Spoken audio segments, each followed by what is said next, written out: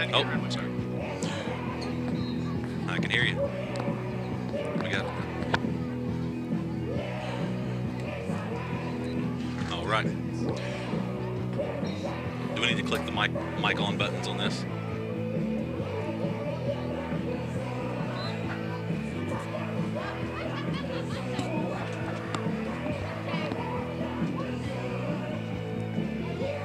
Hey, Mr.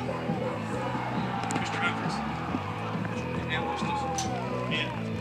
I'm good talking over thunderstorm. Yeah. Can you guys hear me okay? I can hear you. I can hear you, yeah. Okay. Give me a test there. Test. 1, 2, 1, 2. Test 1, 2. Test 1, 2. I can barely hear. 30 seconds. Test 1, 2. Good. Yeah. Good. Uh-oh. At this time, we'd like our senior parents to line up on the end here to the practice field.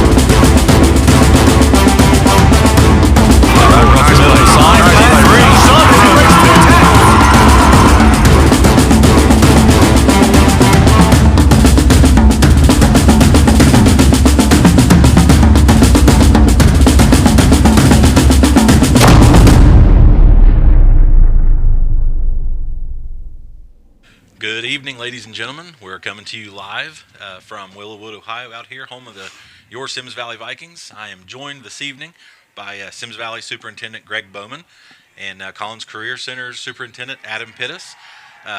Just wanted to take a moment tonight and recognize what Collins has done for our school district this year for our football season. These kids have came out, and Caleb Jones has came and done our live stream. This has never happened for us before. This was big for our community. We've enjoyed being up here, but just watching how hard they work, what they're doing, the product they're putting out for us is amazing. So we want to thank you for that, and just brag on Caleb, his team, all the kids that's coming out here. They're doing a phenomenal job. But not just that, we want to give you guys a chance to talk about, Collins Career Center. Tell us a little bit more about what's going on there. Well, first of all, thank you very much. I appreciate it. Very kind words, and yes, a lot of respect goes to those guys doing the hard work. Caleb is a real go-getter. Absolutely. We came to us with this idea and this project, and it's flourished this year. It's been great. It's a great marketing tool for us too, to get our name out there and let folks know all the great things that we're doing. But really proud of this digital marketing, digital media team that we have here at Collins in this program for our high school program. And we're a large high school, junior senior programming, approaching just shy of 700 students this year from Lawrence County, mainly serving the Lawrence County students. But a lot of folks don't realize that we have an adult programming as well, and we're a Ohio Technical Center. And at Ohio Technical Center, we're actually the largest in the state of Ohio based on programming. We offer more programs as a adult career center than any other program, career center in the state of Ohio. So pretty proud of that. 24 full-time programs, nursing, several programs through nursing and medical fields, allied health fields, and but really here to talk about our trades. We're really trying to grow the numbers in our trade programs. We're offering a $2,000 scholarship next year. Wow. In terms of for any graduating senior from a Lawrence County high school. They'll be eligible for a $2,000 scholarship right off the top, and they'll be able to attend Collins Career Technical Center, and they can receive financial aid to cover the rest if need be. So there's really no reason to stop a student when they would be willing to apply. We're trying to remove all those barriers. Yeah, and that's actually a good point. I mean, we know here locally a lot of our students, we have University of Rye Grand, Ohio University, the Southern Branch. We've got that in Proctorville as well. But they can take classes there with you guys. Adults, those graduating can come there and get the same type of education right here and turn right out and get a job right out from graduating. So Absolutely, programs in the manufacturing world, plumbing, maintenance, electricity, those type of programs definitely are very popular and growing. Heavy equipment operator on the adult ed side. Once they graduate, they can go right to work. Obviously, welding's a very strong program for us. And then just to talk for a second on all the nursing programs, we have an LPN program, we have an RN program, we have LPN to RN program, and we're the only school in the state of Ohio that offers a paramedic to RN program. Really? So certainly exciting times on the allied health side as well. You know something else, your crew, Caleb and his crew, done that interview for us with Coach Conley that you guys will see later this evening with our halftime show. But it had been a while since I've been out to your campus and your facilities, and they look great. They're updated. I know you've got a lot of new buildings, but something else to think of that I noticed is you guys, for those adults that want to go back to school to take these classes, you guys have a preschool on site, I believe. Correct. Yeah. So it's really great. We partner with the Lawrence County early academy, so we have a toddler daycare program and a preschool program, which is part of we do some work-based learning hours, just like these students are here tonight earning work-based learning hours. We have the same in our early childhood education program. Great. Well, I don't want to steal away from Mr. Bowman here beside us, but you guys are doing fine. I know. But Greg's been behind this as well, kind of giving us the support we needed, and he's behind the scenes on a lot of this, but he's kind of helped encourage us to get this going. Greg, I'm going to let you kind of chime in on kind of what we've talked about here, just the recognition and what we've seen here and what they're doing for us. Well, first of all, I'll echo what you had said. We want to thank you, Mr. Pittis, for what you're allowing your mass media I still call them mass media students to come out here and do. Caleb has done some projects for us here at Symmes Valley, and even when I worked at Collins, he did a couple projects for me. The thing I like about Caleb's projects is they look extremely professional. Yeah. And not to put any local news media down or anything like that, they look better than what you would see at some of these local TV stations. He just does a great job. To go back on the adult ed side there that Mr. Pittis was talking about, he and I have had a couple conversations over the last year or so maybe about we want to focus for our seniors especially that are getting ready to graduate. If they don't make the choice to go to Collins when they're a sophomore, and I'll be honest, we want to keep as many here as we possibly can. Yep. But those that don't go, when they get to be seniors, they may still have the question, well, what now? What am I going to do? Mm-hmm. So we want to look at toward the end of the year having them come out and their adult program and come out and talk to our seniors and say, listen, have you thought about, this program or that program? And if you go out into the community, especially in the medical healthcare field, it's amazing how many people you run into and you say, hey, where'd you go to school? Collins Career Center. Absolutely. It's just truly amazing how many people in the tri-state area are doing that, whether it's in Ashland, whether it's in Huntington, or what have you. Yep. So we're really glad. It's fortunate that Lawrence County has this type of a program here, especially on the adult ed side.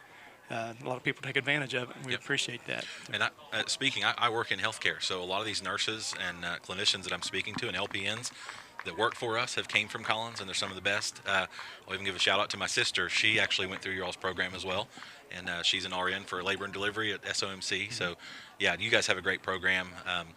Really appreciate everything you guys are doing for us out there, but also, again, what you guys offer. Greg, was there anything else that I'm missing or forgetting right now? I apologize. I'm going to have to get my phone out and look at I had communicated with Matt Monaville, who's the supervisor of the satellite programs at Collins Career Center. Yeah. And asked him the other day, I said, Matt, tell us about the students that started here at Collins. A former superintendent, Darrell Humphreys, who's sitting off to our left here. Yeah. When he became superintendent, that was one of the first things he did was he got with the board and he sold them on the idea of having Project Lead the Way here. Mm-hmm. And we just had our first graduating class last year.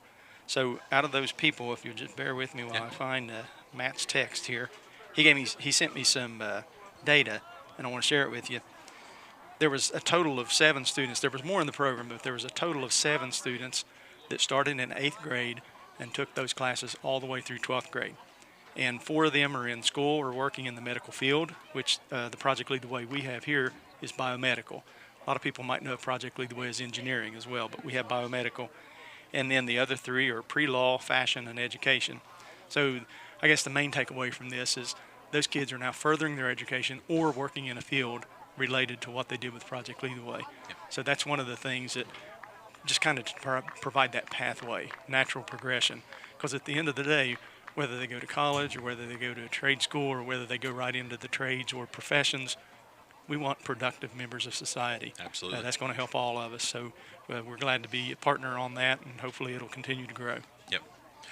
And Mr. Pittis, again, we want to thank you guys, Caleb, you. I mean, I know we're giving you a lot of recognition, and hopefully you've heard in the other broadcasts, like, again, we appreciate what you guys are doing, because I know that your guys came out here the first Friday. They were climbing this building, this press box. They were all over the place. And it was one of the hottest days of the year, and they did not stop. They were out here making sure all the wiring was right, all the sound was right. They done an amazing job. But that also goes to show you they're getting hands-on experience. They're not just sitting there going through some textbooks and stuff. This is hands-on, real-life experience that they're absorbing and they're learning. So, and you can see firsthand how well they're doing. Well, I appreciate it, and I accept. Thank you very much. We're really proud of the work we're doing. I'm proud of the partnerships we have with all of our partner schools, specifically the work that's happening here with the Project Lead the Way programs and our satellite programs at Symmes. Anytime we can get in front of kids and get them exposure to real-life job experiences is just going to better them in their career. So that's our job. That's our goal. Absolutely. Thank you. Well, gentlemen, I appreciate you guys joining us here for this pre-game show. For the rest of the community here, stick with us here. You're going to have the game coming up here in just a second, finishing some senior night festivities, and we'll be going live here with Symmes Valley versus Northwest.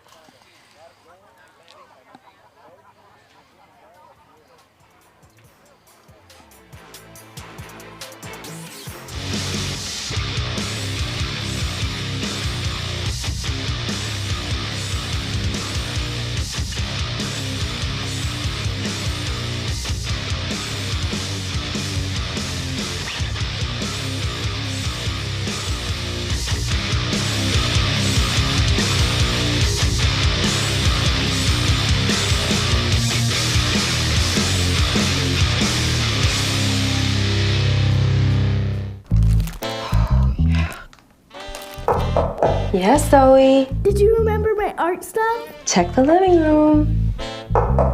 Yes, James. Mom, when's dinner? Already on the counter. Yes, Tina. It's me. I need nail polish. Come in. Don't ask. When putting yourself first means first taking care of everyone else. At State Electric Supply Company, we have combined decades of experience and service with the digital tools you need in today's fast-paced world. Visit our website, where all of our products are easily accessible anytime, anywhere, on any device. Our highly trained staff, excellent customer service, and powerful online tools help you get the products you need when and where you need them. At stateelectric.com, you can log in to find your nearest location. State Electric Supply Company, where service makes state. Sometimes it's nice to be different, and we offer options like that too. We have designer options that just stand out among everyone else. When you're driving through your neighborhood and you want your house to just pop, we can bring that to you. And you'd be surprised at how affordable those options are. If you want a roof that just stands out in your neighborhood, call us now. We'll come out and give you a free estimate within 24 hours, and you can get the project moving with our amazing financing.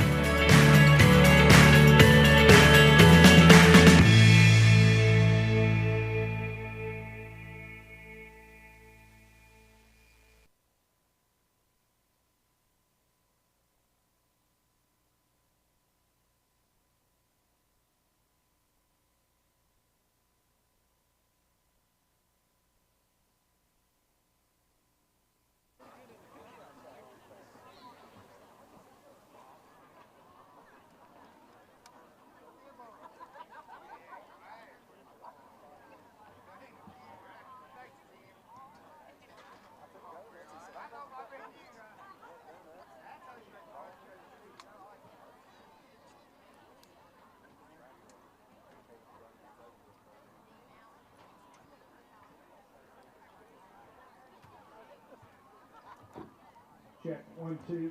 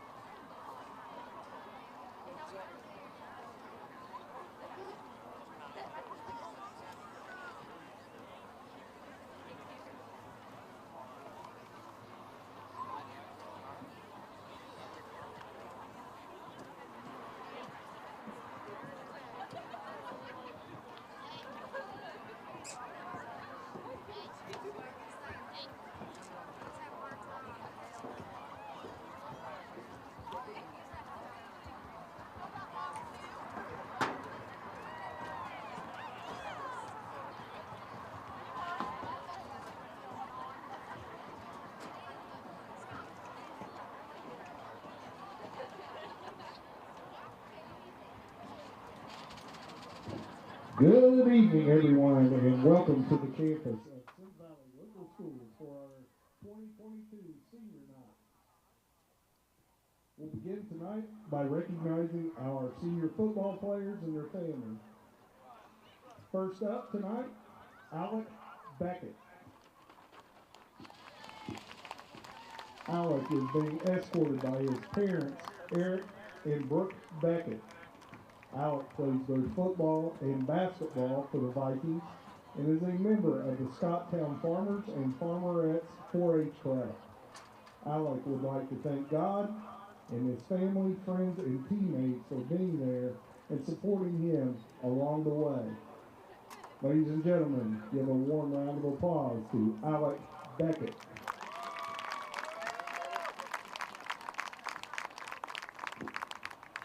Wyatt Owens. Wyatt is the son of Steve and Christy Owens, and they are escorting him tonight.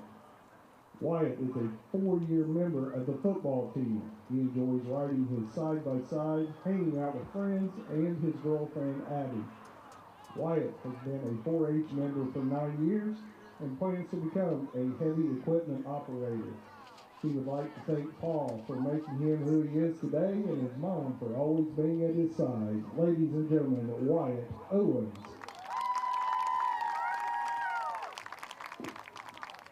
Our next senior, Caleb Ritchie.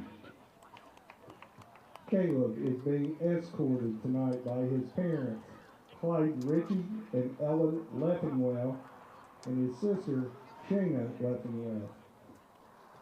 Caleb is a member of the Viking football team, a member of Greater Faith Church, and has been a member of the Ranch Hands 4-H Club for 8 years.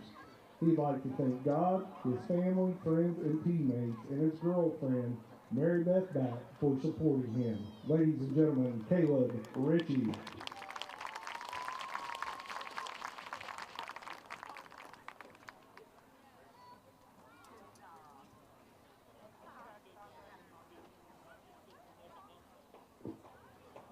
Isaac Ross. Isaac is being escorted tonight by his parents, Brian and Angie Ross.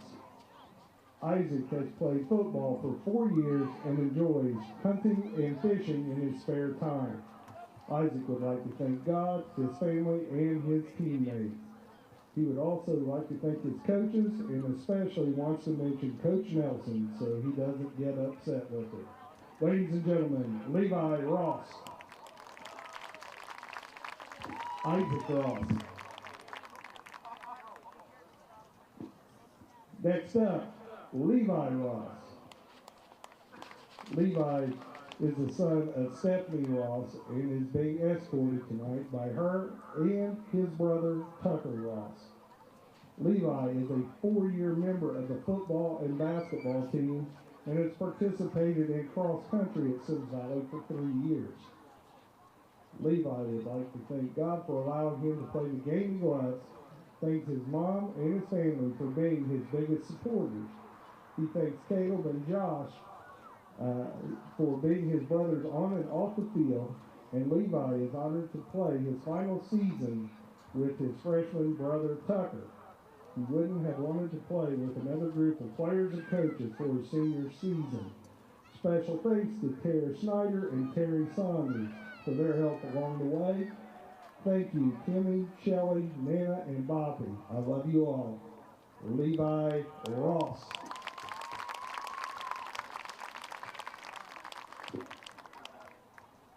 Next up, Josh Saunders.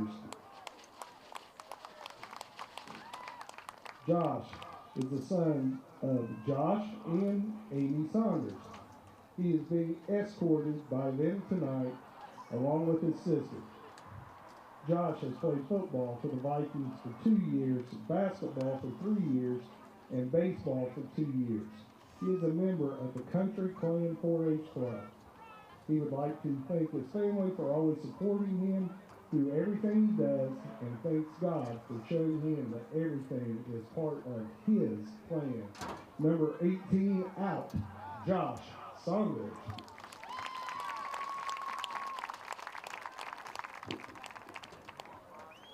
Jacob Thompson.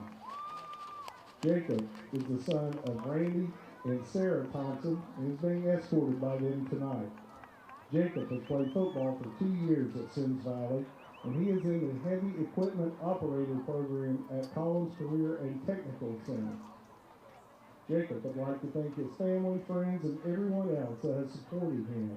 And a special thank you goes out to his girlfriend, Madison, for always being there for him. Ladies and gentlemen, Jacob Thompson.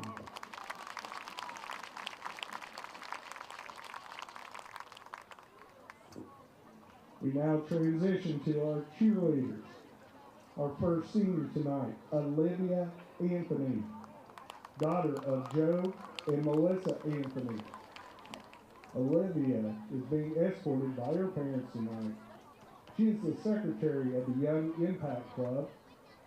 Olivia enjoys tumbling and baking. She is a member of the Young Women's League Club at Symmes Valley and has been a Quiz Bowl member and a drama club member during her high school years. She likes going on drives and listening to music and enjoys science, even though physics is really stressful for her. It's her favorite subject and is aesthetically pleasing. Olivia wants to thank her parents for loving her and would like to thank her principal, Mr. Humphreys, her cheer coaches, Alicia and Amy, guidance counselor, Crystal Bloomfield, and athletic trainer, Taryn Bone, for their love and support.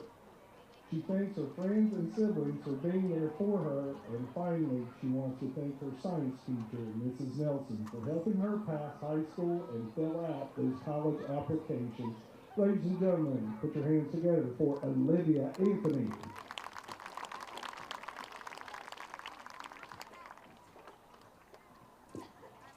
Our final cheer senior, Miss Enola Cade.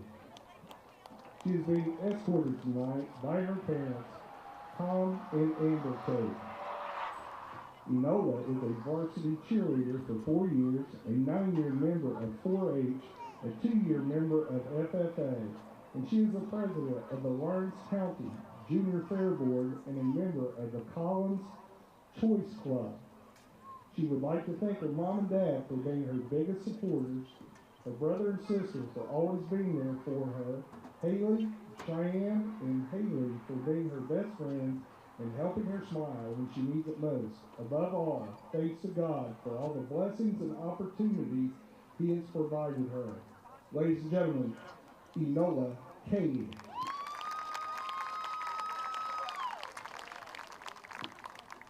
We now move on to our band seniors. First up, Lily Crum. Lily is being escorted by her mother, Jennifer Crum, and her brother, Derek. Lily has been in color guard for 5 years. She's a member of the Book Club, Quiz Bowl, Art Club secretary for the past 3 years, the Young Women's League Club, Drama Club for 2 years, and attends Oakland Chapel. Lily would like to thank her mom for her support in every adventure. She would like to thank Dwayne and the Ephraim family for being like a second family to her. She would like to thank Mr. Jarvis and the band family for giving her a place she feels welcome and she can truly be herself. Thank you, guard coach Kelly Napier, for never giving up on me and helping her become the person she is today. Lily would like to thank her best friend Eric for being her voice of reason, and above all, thanks God for the blessings of life. Lily Crum.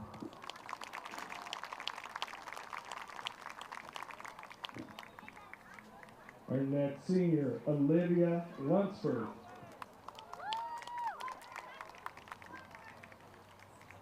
Olivia is the daughter of Jenny and Kevin Lunsford and is being escorted by her parents and sisters tonight.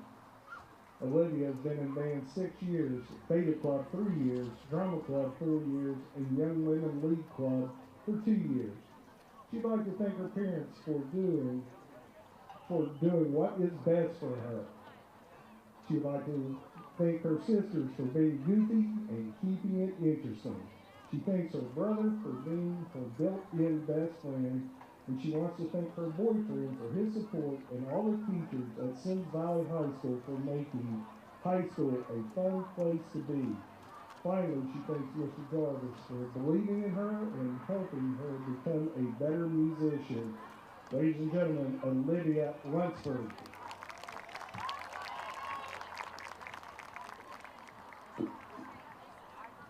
Stephanie Secoy. Stephanie is the daughter of Kara Jenkins and James Secoy. She is being escorted by them tonight along with Paisley Secoy, or Paisley Sloan Secoy, Timothy Secoy, and Evan Gilkerson. Stephanie's activities include band, which she started in 6th grade. She plays trumpet, baritone, euphonium, and tuba, but her biggest achievement is being a drum major since she was a freshman. She'd like to thank her band for being her family, away from home, and being the best group they can be. She would also like to thank her dad, mom, grandparents, brothers, and boyfriend for keeping it real and keeping her head up, and most importantly, her grandpa for showing her love for music. Thank you, Papa, and wish you could see me now. I love you and miss you. Ladies and gentlemen, Stephanie Secoy.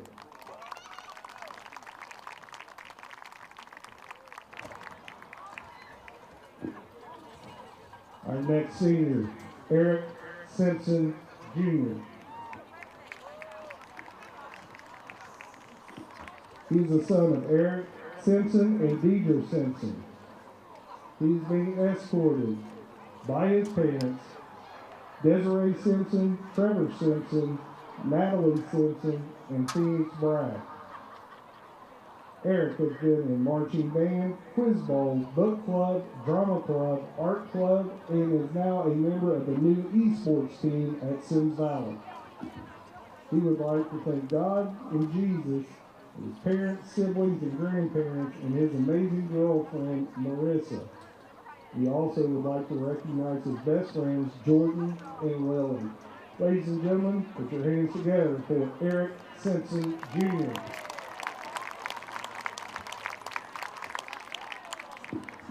Our final senior tonight, Abby Wilson.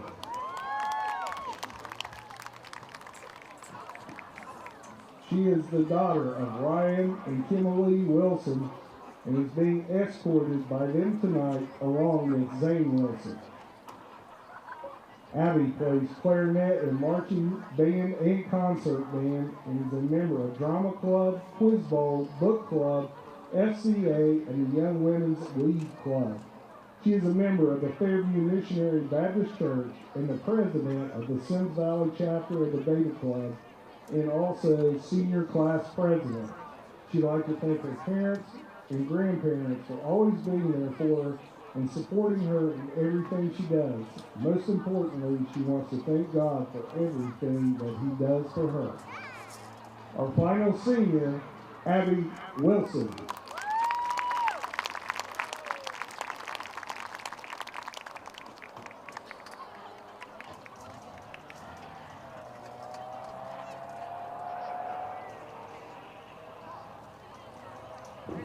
One last round of applause for our 2022 fall seniors and their families.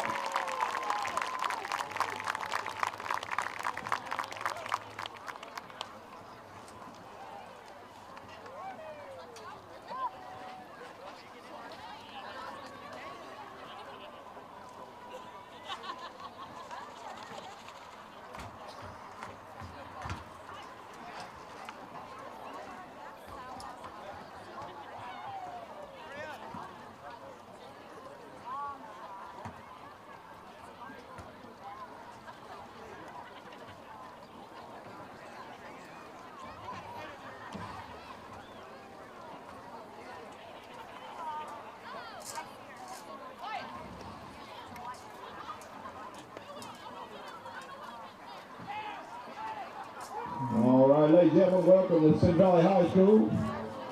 I want to welcome y'all to come over and visit our concession stand.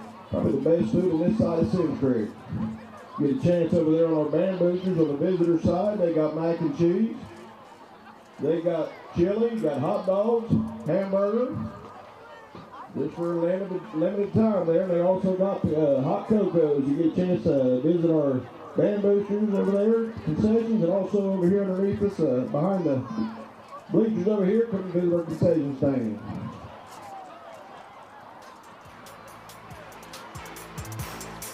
Also, we'd like to give a big shout out to the sponsors of this Symmes. Sometimes it's nice to be different, and we offer options like that too. We have designer options that just stand out among everyone else. When you're driving through your neighborhood and you want your house to just pop, we can bring that to you.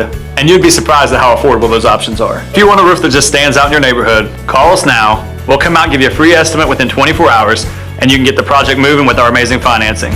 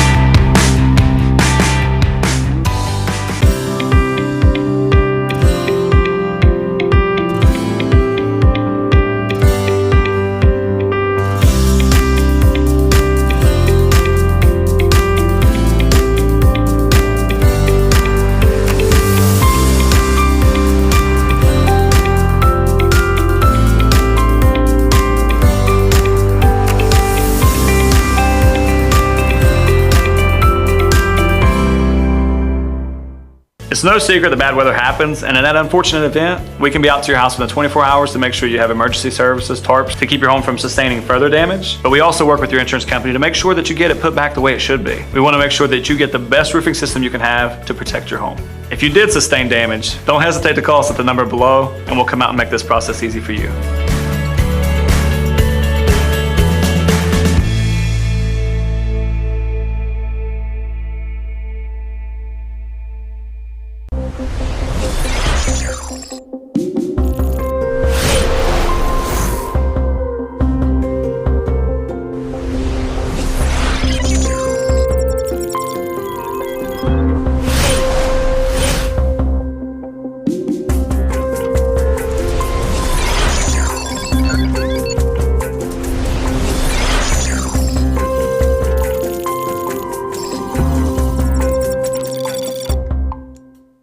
Transfer Powell is a professional moving company. We pack, we load, and we haul your household goods, whether that is around the corner, across the state, or across the country. We can handle your move.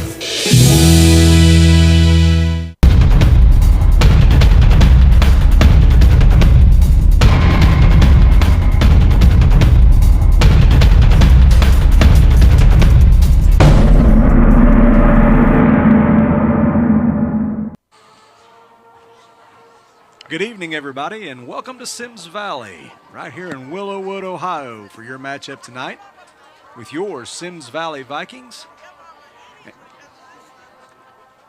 And from all the way down in the Happy Trails of McDermott, home of Roy Rogers. That's right. The Northwest Mohawks make their way to Symmes Valley tonight.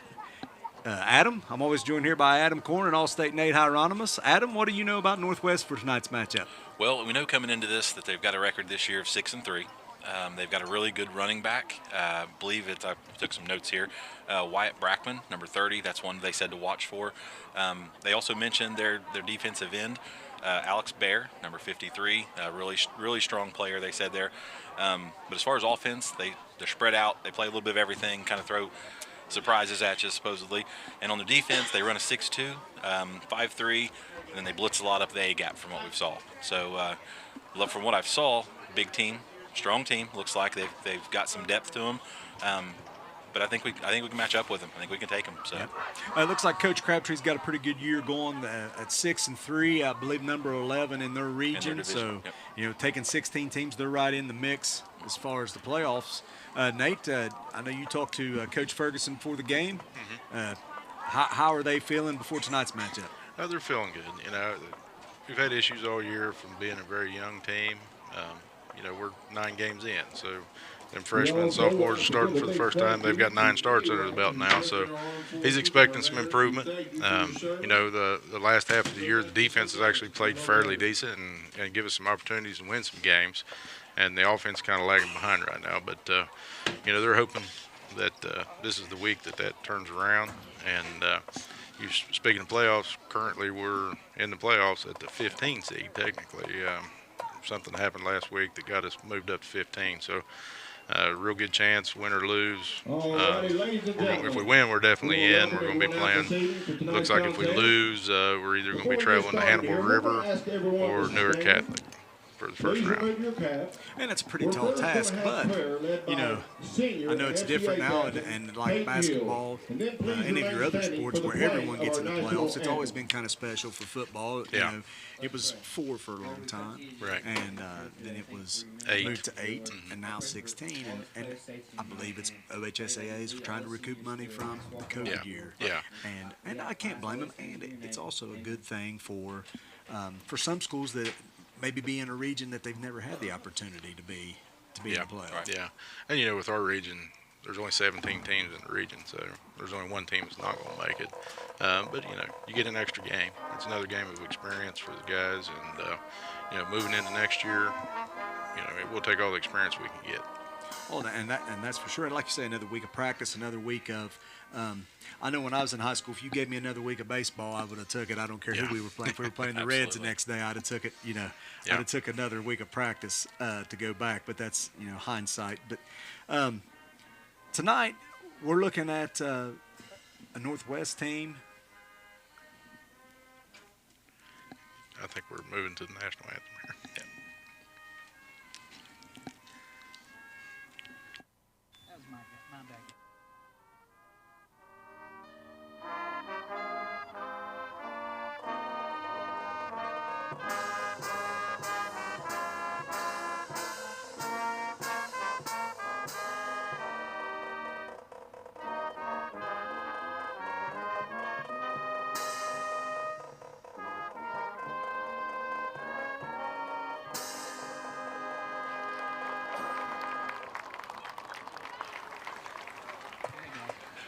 All right, my apologies there. I didn't realize we'd went to the national anthem. With the headsets on, you can't hear the outside noise. It blocks it out. That's right. So. These are really good headsets. Yeah. So, my bad.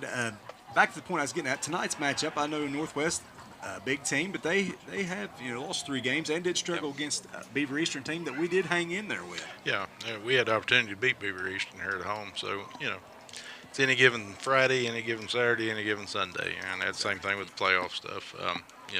Basketball and baseball over the years, there's been many teams go into them tournaments with 1 win, 2 wins, no wins, and win sectionals and win regionals. So, we'll take the extra time with the kids. They limit you on what your contact time with kids is, and to get an extra week, that's invaluable. And it's been a tough year, but there's a lot of bright spots moving forward, and I think Coach Ferguson's done a pretty good job for his first year, and trying to hold this together and to lose as many kids as they did and everything. You know, it's just small time football in the state of Ohio. It's just the way it is. And if you talk to the kids, they're still encouraged. They're still having fun. They're still out there ready to roll, ready to hit the field and go. So, great group of boys. Yeah, and they play hard every week. Yep. I mean, it's. Well, that's one thing you can say, you know, as far as what Coach Ferguson and the whole coaching staff has done as a whole. If you can come out here, you know, this is our fourth and final time, you know, doing the live stream. You got the Vikings taking and the here field they come. But you know, they every game that we've seen, they've come out and still played hard, tried hard. The effort is there, and that's all you can ask for. You know, and this is a long season, you know, in a season like this, and for these boys to keep coming out here and giving everything they've got, that says something. That's a testament to the coaching staff. Yes, yeah. But go ahead, Adam. And to the tradition, as we've talked about several times, you know, to the tradition of Symmes Valley football. You know, these boys are proud to wear that uniform, and so you know, so hopefully tonight we can maybe pull one out here tonight. Yeah. I mean, it's me personally. I've been through an 0-10 season, 1-9 season, and a 2-8 season. It's hard. It's hard on the kids, but you know, give them an A for effort. Sticking in there. Their attitudes are good, and you know, coach staff's done a great job. And guys, something I want to throw out real quick. I'm super excited about our halftime show. Just to touch base for some of those that are watching from home right now, we do have our interview that's going to be played at halftime, where John and I and Brad Carpenter met with Coach Herb Conley and had a really great time with him. And I hope you guys enjoyed that interview as much as I did and John did, I'm sure. So yeah, I really look forward to it. I couldn't make it. You know, I had the opportunity. Herb come in here my senior year. Really turned this program around. He's a great man. Then I got the opportunity to coach with him for a couple of years too, and then played a lot of golf with him over the years. He's a great guy. You know, people that don't know him, my best way to explain him is you could bring him into a room with 1,000 people that never met him before, and in 2 hours they'd be ready to elect him president. Yes. You know, he's a great man, and I'm looking forward to seeing the interview too. I haven't seen it myself, so. Yeah, we had a great time. Herb's doing good, looks good, sounded good, and full of jokes and good stories. So it'll be a good time there at halftime. Yep. We got 10 seconds to kick off. It looks like. Looks like we're about ready to start.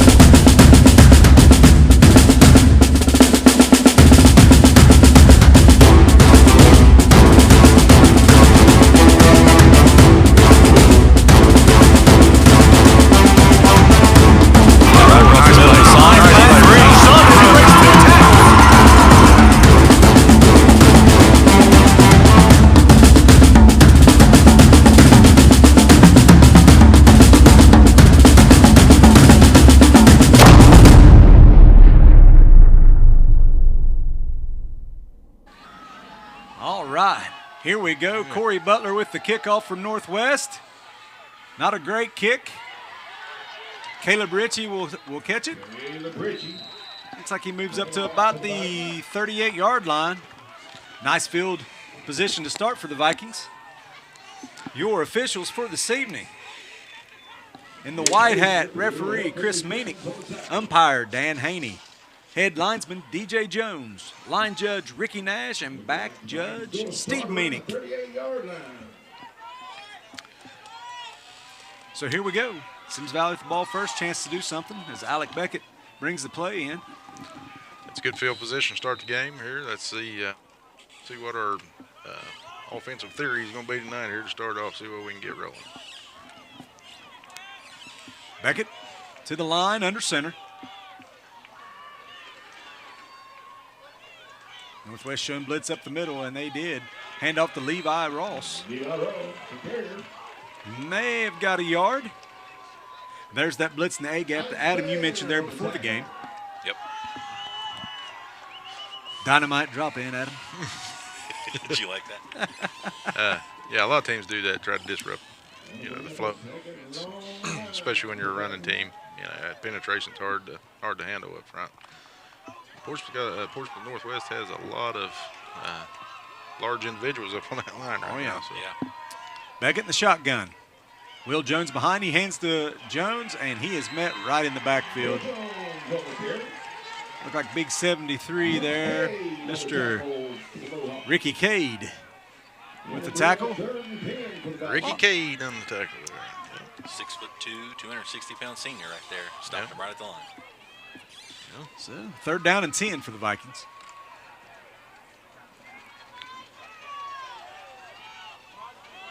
Looks like they're running a 4-3 or 4-4 here tonight. Yeah. Just missed they got it. False start here. A little flange out here on the slot. False start on the Vikings. That'll back them up 5. You know, guys, I got to say this is our final evening doing the live stream here, but we've had perfect weather all home games we've had this year. So very fortunate. Yeah. At least one thing was right? Yeah, exactly. Exactly. Vikings to the line. Beckett in the shotgun. Will Jones directly behind him. Snap to Beckett. Fakes to Jones. It's a pass. And Alec will be sacked by number 30, Wyatt Brockman. And that's one of them that we had mentioned that in the beginning to keep an eye out for. Yeah, that's the running back on offense. And doing a good job there on defense. So 4th and about 25. Nah, 25. 22, maybe. They brought pressure again on that play. You know, 3rd and long, that's a pretty normal thing to get pressure on. Oh, yeah. Beckett back to punt. Low snap. He handles it. Pretty decent kick.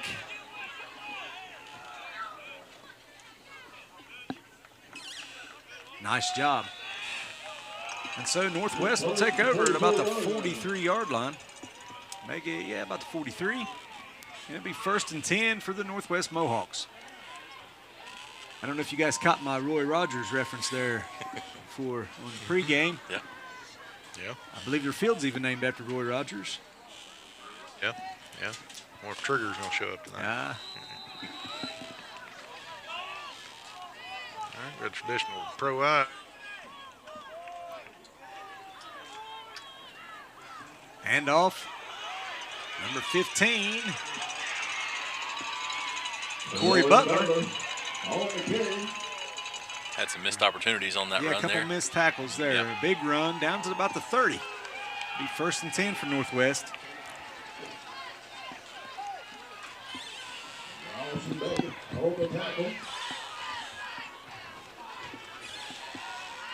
Let's see here. We got it 1st and 10. Quarterback Tanner Boland under center. Takes a snap. Hands off to the first man through. Who has number 30, John? Yeah, I believe it was Wyatt Brackman on the carry. Brackman on the carry. Looks like he'll get 2, maybe 3 yards on the 1st down. You don't see too many traditional pro-eye offenses anymore, John. It's kind of refreshing to see here.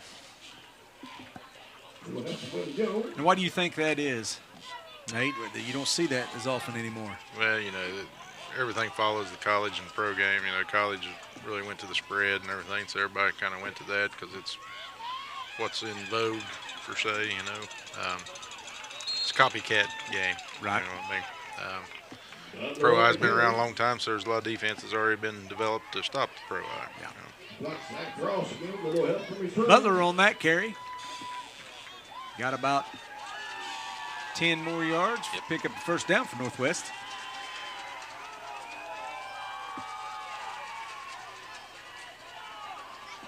Boland under center. Takes a snap. Hand off again to Brackman. Hard run. Another 1st down for Northwest. That's exactly right. And that's what we were told before the game. Expect to see him carry the ball a lot. Tough kid. Right now it looks like Northwest feels like they can line up and just run right at us, and it's working so far. They definitely have a size advantage on us right now. Brackman again up the middle. Brackman again on the carry. He's close to a first down, or to the goal line. It should be 1st and goal. He's down at about the 2-yard line. Second goal now, John. Oh, that was first and goal. That was first and goal. Yep. I apologize. 2nd and goal from about the 2. Nate Hieronymus is on his A game tonight, John. He is. He's on it. Keeping John sharp on his toes. That's correct. He's kept us on his toes all year. All year. So. Looks like that was Wyatt Brackman for the touchdown for Northwest. Let's look at it again here on the replay, and he's definitely in.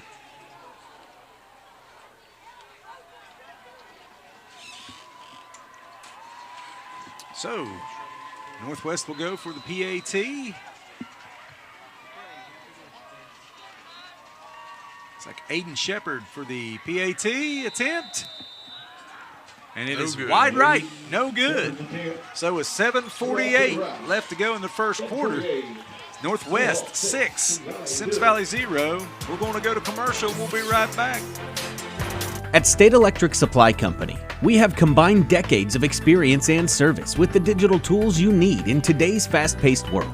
Visit our website, where all of our products are easily accessible anytime, anywhere, on any device. Our highly trained staff, excellent customer service, and powerful online tools help you get the products you need when and where you need them. At stateelectric.com, you can log in to find your nearest location. State Electric Supply Company, where service makes state. Sometimes it's nice to be different, and we offer options like that too. We have designer options that just stand out among everyone else. When you're driving through your neighborhood and you want your house to just pop, we can bring that to you. And you'd be surprised at how affordable those options are. If you want a roof that just stands out in your neighborhood, call us now. We'll come out and give you a free estimate within 24 hours, and you can get the project moving with our amazing financing.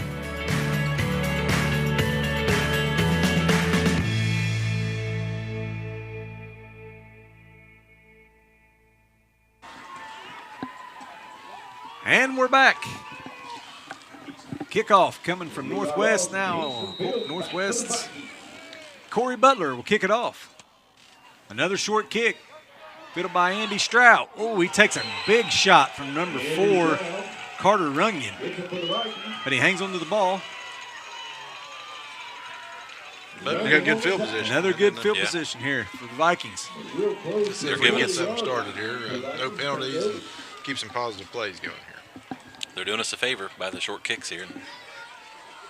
See if we can take advantage of it. So, Nate, you know, we talked earlier about their blitz here. Mm-hmm. What do you do as an offensive coach here to kind of shake that up? Because you could see the last time we struggled. So what changes are you making on this down? Well, when you're doing your straight-up run, you're going to have to change how you block with your 2 guards and your center. You know, they're going to have to really work together, step inside, kind of fan out, and try to push things to the outside. Back in the shotgun, takes a snap. He's going to throw. He's going deep. Oh. A lot of contact down there, but it was both ways. Good try. I believe that was Branson Edwards out for the pass. Was that 9 or 4? That might have been 4. I believe. Edwards was incomplete. We'll bring him a second team. The pass is incomplete. Yes, it was Branson Edwards. Yeah. And with that penetration, the worst penetration you can have as an offense is right up the middle. Yeah. I mean, whether you're passing or running, it screws their whole thing up for you. So. With that blitz, we might be seeing more Hail Marys tonight. Yeah. We're going to spread them out here and see if they're still blitzing when we're spread out like this. Beckett takes a shotgun snap, fakes the throw, and falls. I don't know what happened there. Looks like he tripped. It was one of his own linemen stepped on his foot, and he couldn't step and throw. It looked like to me, John. So that'll bring up 3rd down at about 15 for the Vikings. We'll bring him a 3rd, bring him 15.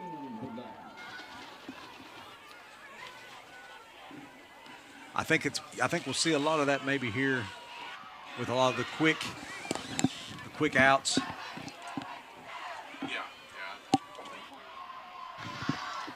I think they're definitely going to try to get the ball out quick. Even on them deep throws, you're running a fade, you're trying to get it out quick. So. When you got one-on-one on the outside like that, you make one man miss, and you got a 1st down. Oh, a little misdirection here. Little misdirection play. Will Jones with the carry.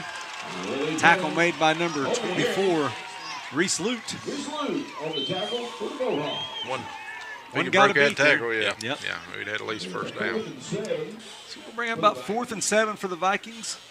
Looks like they're going to punt.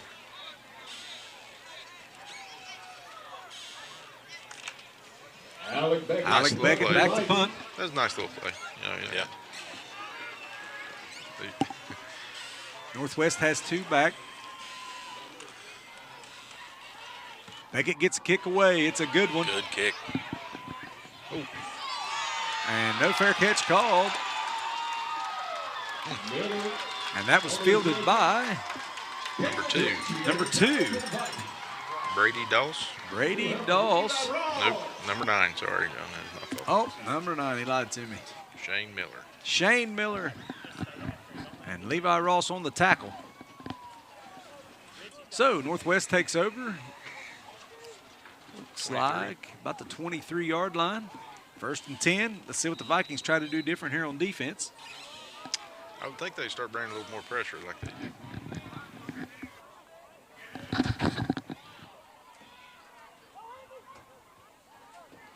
Butler on the carry. Butler on the carry. Looks like he'll gain about 2 yards on the carry.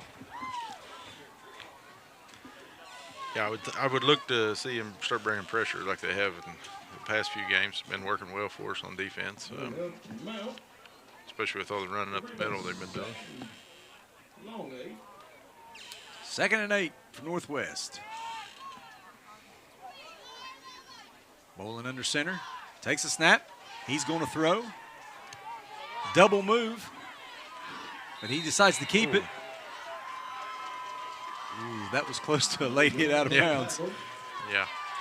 I think we got away with one there. Got away with one there. Was that Will Jones on the tackle? Yep, I believe it was. Yeah, and I've noticed defensively we've got a nose guard, so we went to where we drop one of our linebackers down the nose guard instead of having the 2 inside linebackers. So it's more of a 5-3 look. And that's to defend the running up the middle. Yeah. That's the adjustment. Yeah. I mean, that's your other option versus blitzing a linebacker. Caden Mounts down at nose guard, and he's usually middle linebackers. Yeah. Pitch goes out to Butler. Looked like a hold out there on Levi Ross, but he's going to make the tackle. Butler on the carry. Big Levi Ross for the tackle. But I believe he got enough for the first down.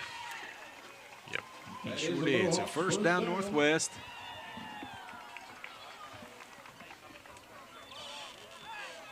Looks like we'll be right at the 35-yard line.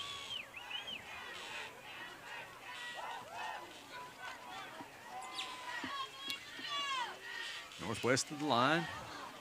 Bowling under center. Takes a snap. Pitches out.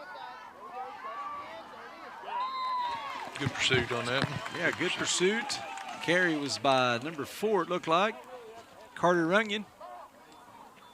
He'll pick up maybe 2 yards on the play.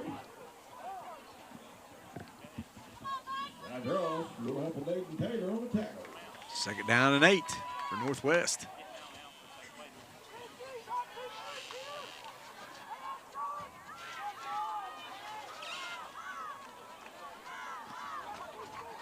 Bowling to the line.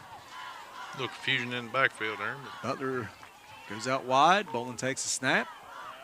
Hands off to Brackman. He breaks it outside. Brackman on the carry. He's going to gain about 8, maybe 9 yards. Good enough for the first down. Yeah, Tackle made by Kingston Fields. Yeah, he didn't take that around where it was supposed to be. No, he bounced that right outside. Yeah, big stiff arm in the backfield there and getting some extra yardage. A lot of big rivalry games tonight throughout the Tri-State. In the OVC, I guess they are calling it rivalry night. For them, a lot of good matchups there. As Northwest comes to the line, handoff. Butler. Missed tackle. Another short gain. Oh, no, that's a good gain, about 7 yards. Yeah, had a chance to tackle him at the line of scrimmage and run right through the arm tackle there. Let's look at that again as he was taken down there. Butler on the carry. Kingston Fields and Caleb Ritchie. Bowling back to the line. Second down at about 4. Hand off to Brackman up the middle. Inside trap. Inside trap. Oh, lost the ball. He lost the ball. Levi Ross has got it. He took it right from him. And Levi will be out of bounds right at the 45-yard line. Turnover. That was needed. Nice play. Nice play. A la Maurice Claret. Brackman on the carry. Levi caught him. Right here, we're watching it. Just takes it from him. Great play, Levi Ross. That's one of them senior night plays you remember. That's exactly right. I think he almost took out some of their sideline. Yeah, and the bench. Yeah. So it'll be 1st and down for Symmes Valley at about the 47-yard line. All right, let's see if we get a little momentum switch here and see if we can turn this into something positive. I like to see him keep, trying them deep shots. Hit one of them, it's a different ball game. Guys, I look down here at the sidelines and I see senior Josh Saunders standing here too. I know he took a hard hit last week and recovering from a concussion. Hate to see him not being able to play tonight. So. Yes, yeah, I hate that too. Yes, Kingston Field gained about 1. Another good hard hit out there, John. That's flying around. Kingston Field.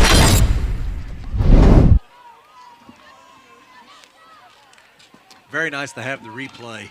Yeah. To be able to look and watch the play, just watch it again to see if you miss anything as far as calling the game. And I know it's good for everybody watching at home. Beckett will take the shotgun snap. Oh, good block. Good block by Will Jones. Nice throw downfield. Caught. I believe that was Branson Edwards. Yep. Very good play. That'll be a Symmes Valley 1st down. Nice play. Yep. Exactly right. Here it is again. See if we get that. We're just going to get the end of the play here. Nice catch. If we can hear me, my battery's about to die. As from Beckett to Edwards is complete. At St. Close the other day, and that exact same play is what me and him both said we'd like to see a little bit more of, with Alex's ability to scramble and make a good throw. Roll out and make a nice throw. Beckett out of the shotgun. He'll hand to Will Jones. Nothing there. Tackle by big 73. Ricky Cade. Ricky Cade.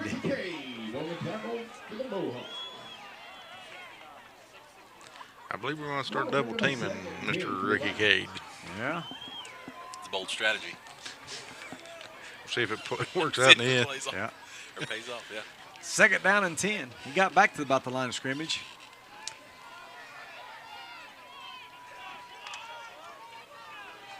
Vikings come to the line. Beckett still in the shotgun. And Northwest running straight up man across the way there. We've got a blitz coming. Oh. Is that Wyatt Owens? Yep. Looks like Wyatt Owens is back into to 33. Skill position. Yeah. Had a short stint as an offensive lineman there. Missed opportunity right there. I believe he had some room to move there on the screen. It's one of the hardest balls to catch when you're moving back at it. That is straight true. back at the ball. But hit your hands, you ought to catch it. As they used to say. That's what Terry Saunders always said. Beckett shotgun again. Back to pass. Looking, throws, and the receiver stopped. So pass incomplete. It's going to bring up 4th down and 10. I think it was a missed pattern, Nate, or I think he just cut it off a little short there, and then it was a little bit of an overthrow, but yeah, he definitely slowed up on the route there. Yep. Looked like we was going to have 2 guys kind of in that same area, so I think he was looking for Ross, I believe. So looks like the Vikings are going to go for it here on 4th and 10. Beckett in the shotgun. Takes a snap. Thrown downfield for Wyatt Owens. He's there, but it's picked off. And he's still on his feet. Connor Lentz. There we go. Tucker Ross, or Levi? Nope. Tucker Ross with the tackle. Brings him down at around, wait till they spot it here. It looks like the 16 or 17. 16 or 17, yep. 16 or 17 yard line. Broke quite a broke quite a few tackles there, but I tell you, Tucker Ross is not one I want chasing me down. Now here you'll see a nice hit here. He's going to finish him up. Good effort by the freshman center, making it all the way down the field. Yeah. You know, effectively, it was just a punt. You know, that's the thing about going on fourth and taking her long like that. Yep. So Northwest with it. 1st and 10. Hand off to Butler. The right side. Not a whole lot of room there. Oh, got a late flag here. That'll stop the clock. And we're backing up already, so we must think it's on us.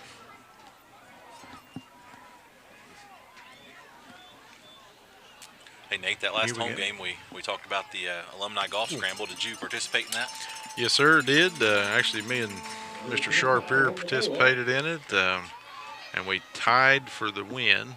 The tiebreaker give it to the other team, but yeah, we had a good, pretty decent turnout there. I think they made some decent money on it. That's what I heard. I heard really good turnout. A lot of fun. We took Phil Hieronymus. Yep. My cousin Phil used to be an insurance man over in Ashland. He played, and John's dad, Randall, played with us. Took rockin' Randall Sharp with us. Yep. Always a good time. And basically, the Sharp boys won the tournament. I just had to say that because. Now, see, I heard from a reliable source at church on that following Sunday that a gentleman by the name of Mike Holderby was on part of the team that won. Yes. Okay. Mike and Mark Holderby were on the winning team. They brought in a ringer, but we won't talk about that. Keep them in it. But we tied. If score-wise, if the weak link on our team would have played a little better, we probably would have won it outright. But I had 3 days of golf that week on a little trip, and I ain't gonna lie, my back was pretty shot by the time we got there Saturday. But back to the football action. But I will say, John Sharp plays the best golf I've ever seen him play in my life. Yeah. Well, thank you, sir. He was a prime time player that day. A blind squirrel finds a nut every once in a while. So that was personal foul. Let's go back. The personal foul was on Northwest, backed them up. They had a big third down play, and it's going to be 4th and about 2, maybe 2.5. Be a nice. See, they're going to. Looks like they're going to punt. Yep, they're lined up to punt. We ought to be ready for a field fake here. Ooh, nice punt. Kick. Oh, Kingston Fields, get on it. Get on it. I think he got it. The official was down. Got taken out.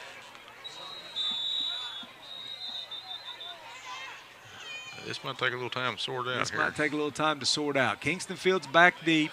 He's only got one hand on it. We're going to go to commercial. We'll get this figured out and come back and let you know what happened. We'll be right back. Sometimes it's nice to be different, and we offer options like that too. We have designer options that just stand out among everyone else.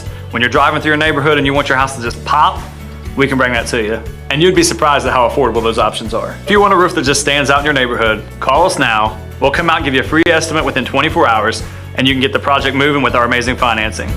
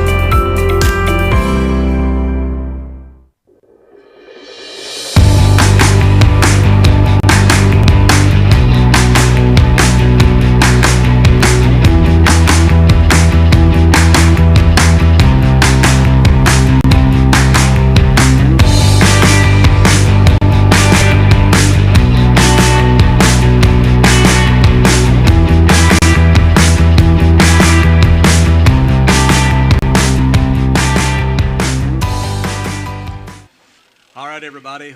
Welcome back to Willowwood. So Kingston Fields on the punt return, fumbled the punt return.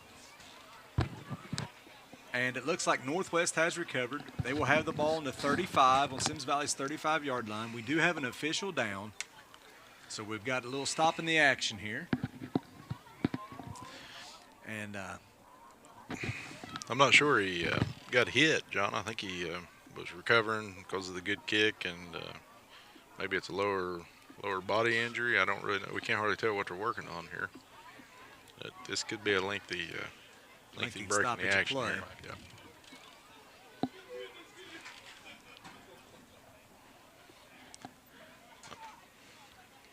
That's a beautiful shot on our screen right now. Yeah, beautiful shot there of the flag. So let's talk a little bit about, I mentioned that earlier. That's part of our new graphics I believe we talked about.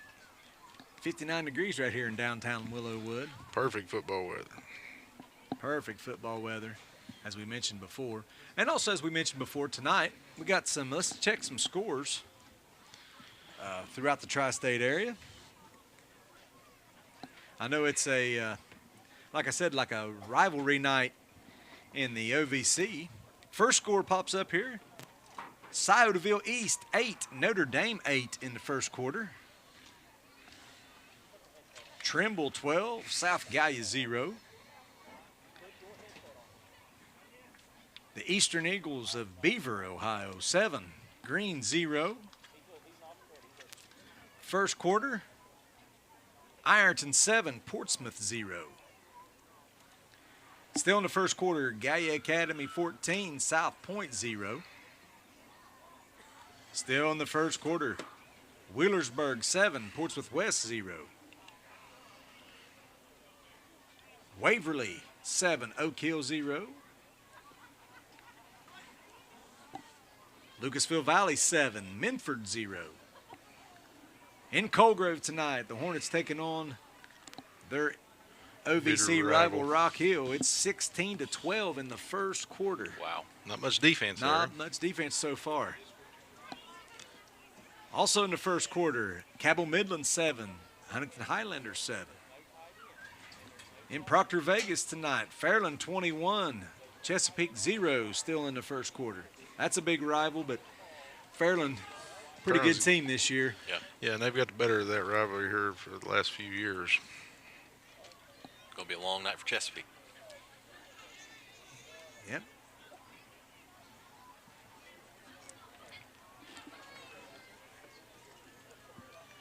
All right, well, that's all the updates I have right now on the scores.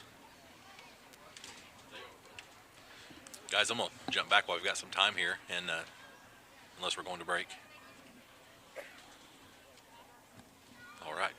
So something we talked about with that interview with Coach Conley, and I know I keep going back to that, but, I didn't start playing until my junior and senior year. But as I was talking to Brad Carpenter, he shared with me about how bad a shape our football program was in. And then almost shutting down. Have to have meetings with some of the guys here. And yeah, I was actually on the team when they had the meeting. If we was going to keep having football, I remember my junior year, about midway through two-a-days, we had some people transfer out, and I think our high water mark that year was about 18 or 19 kids. At one point, we had 13, 14 kids. But we'll continue this here in a second. We're going to go to a commercial break while we're still working on the official here. We'll be right back in just a few minutes.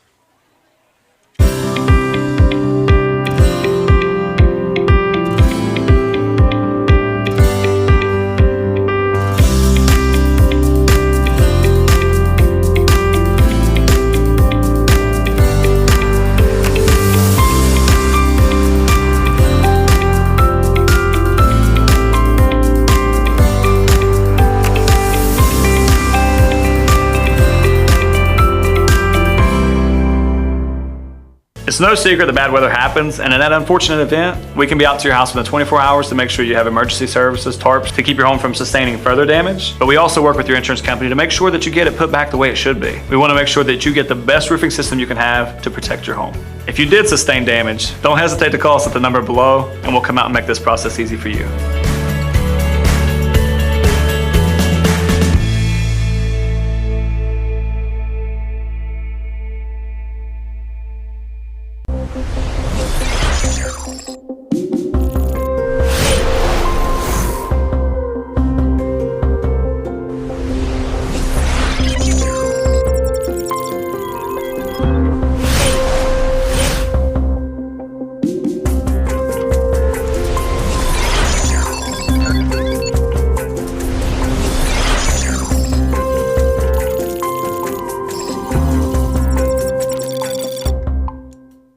Transfer Powell is a professional moving company. We pack, we load, and we haul your household goods, whether that is around the corner, across the state, or across the country. We can handle your move.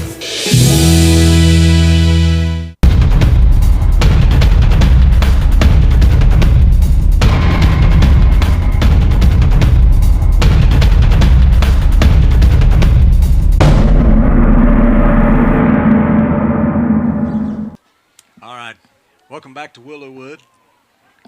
I didn't know where Nate was at there for a second. That's pretty funny. Peekaboo. Yeah. It's improvement. So, we're back. Steve Meenick is the official that is down. I'm going to mention him because if you're at home and if you feel willing to do so, he could probably use some prayers. It looks a little bad out there right now. Like Nate said, it looks like a lower body injury, probably on a turn trying to get back for the deep punt. Mm-hmm. It was a little deeper than what we were even expecting. It was a nice kick, and I think when he turned to go, I think something caught and probably tore something or something. But they're putting him on the backboard right now, trying to get him off the field there. So while we've got a few minutes, let's go back to the what we were talking about with Herb Conley there. Mm-hmm. Well, my freshman year was the year after Merle Triplett left, and Herb Conley actually put in for the job that year and didn't get the job. Right. Went through 3 years with two different coaches, two different head coaches there, and that was our, we was 0-10 the first year, 2-8 my sophomore year, and then 1-9 my junior year. And my junior year is when they're having the meeting, if we're going to continue football. And like I said, we had 18 or 19 to start the year. Several first-year seniors never played before, and then most of them quit by the second game or so. I think we finished the year with maybe 12 or 13 healthy kids on the sideline. I know that I don't know if y'all talked about it in the interview, but Herb had talked about it coming out here, and there was only one kid on the sideline. And he watched some film from the year before. Yeah. It was tough years. It was tough 3 years. I would have liked to seen how the program would have handled having Herb for the whole 4 years I was in school there. Because there was some pretty talent, good athletes, pretty considerable. a lot of talent. We had the first year the coach had come in. I won't put names on any of this, but he come in and tried to run a system. It just wasn't fitting for the type of kids we had here. And then we had my freshman year, I think we had 40 players. We had a bunch. We had some transfers come from Ironton out here. Mm-hmm. I think we set some pretty dubious state records that year. I think we had 81 fumbles as a team that year trying to run triple option. Didn't work real well. We had kids that, like John Paul Patterson, who went and played baseball for Morehead State, great athlete, and Jamie Lyle, and kids that are, those two boys were 6'4", 6'5", 200-plus pounds that could run. I can remember our quarterback. We had a lot of. The problem was it was very dominated by freshmen and juniors. My freshman year, me, Steve Owens, Joe Ferguson, and Trent Carpenter. We started almost every game, and it's never good when you're starting freshmen. It's generally a loss for everyone you got to start, But it was growing pains for all of us.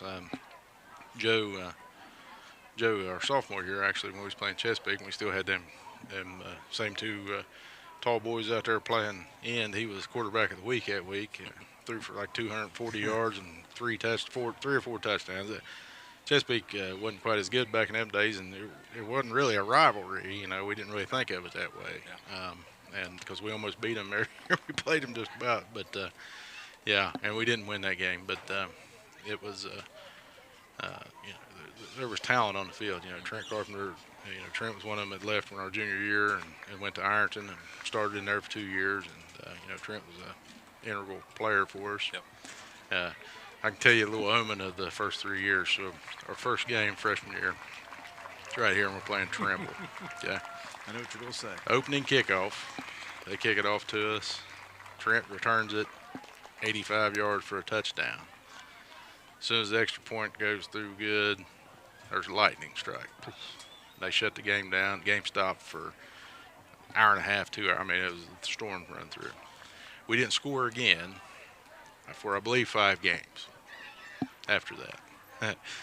You know, it comes an omen for the year. And the coach we had, he was originally from Howard East Knox.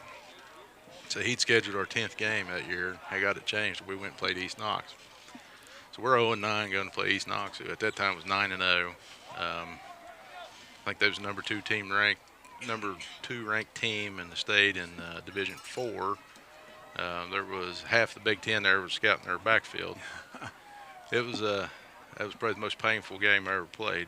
You know, I think the halftime score was 56-0, and the starters didn't play past the first quarter.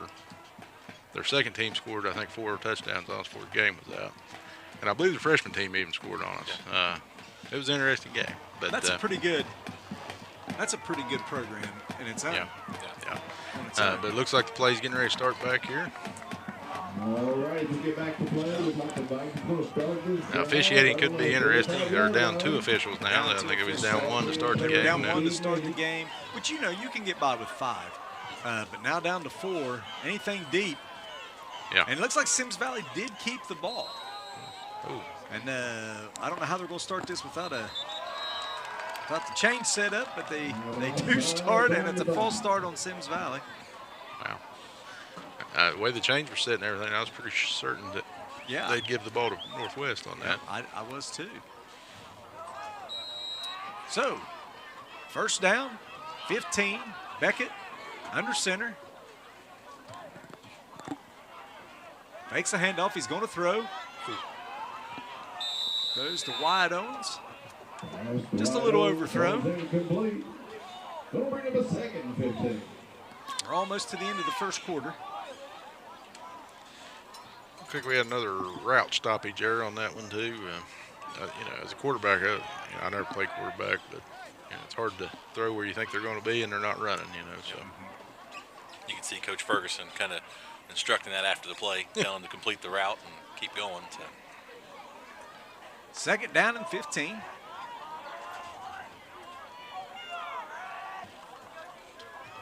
Beckett in the shotgun, flanked by Will Jones. Snap, a little option look. Beckett keeps it. It's a nice hit there. Another big hit. Ricky Cade lost his helmet there. Let's look at that again. That'll be the end of the first quarter. Your score, Northwest 6, Symmes Valley 0. Been a pretty back and forth quarter. Turnovers by both teams. The turnover by us didn't really hurt us. It was more like a long punt. Or, you know, so. But very competitive first quarter. Yeah, kids are playing hard. A lot of good hitting going on out there. And I'd say this will be a shortened time in between quarters with the big delay. I'd say we'll be getting right to action here pretty quick. Yeah, as soon as they get the field flipped and change set, we should be rolling on hopefully here.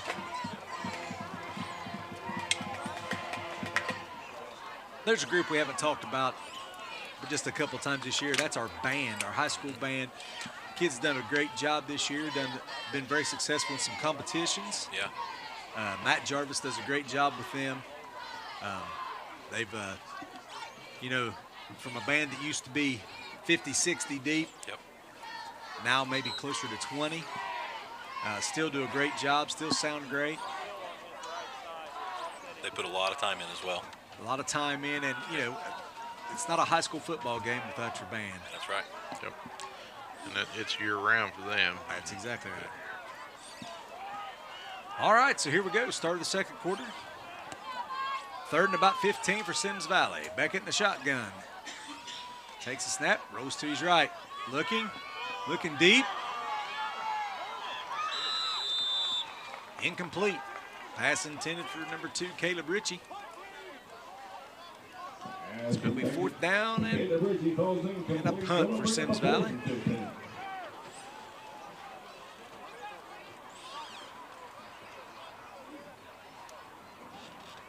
There, once again, I don't mind that deep throw there on 3rd and long because if they do intercept it, it's a punt. Yeah.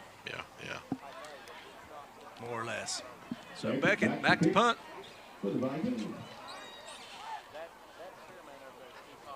Good snap. Gets it away. Takes a good Symmes Valley roll. Down to the 38-yard line where Northwest will take over 1st and 10. Take over the 38-yard line. Just got to keep hanging in there. Yeah, it's always interesting to see how kids are going to react after a big long delay like that. Yes, and if we can hang in there and keep this, just keep hanging in, I think eventually something here on offense is going to break through. We have stopped the, seems like the up the middle there with Brackman. So Bolin under center. Brings Lentz into motion. Hands off. Not a whole lot of room there. That was Brackman there. Yep. That's why you got to stop a hard, strong runner, big runner like that. You got to gain tackles. Yep.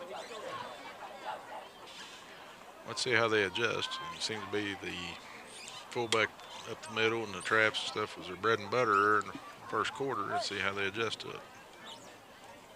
Gained maybe a yard there on the play, so it'll be 2nd down and 9.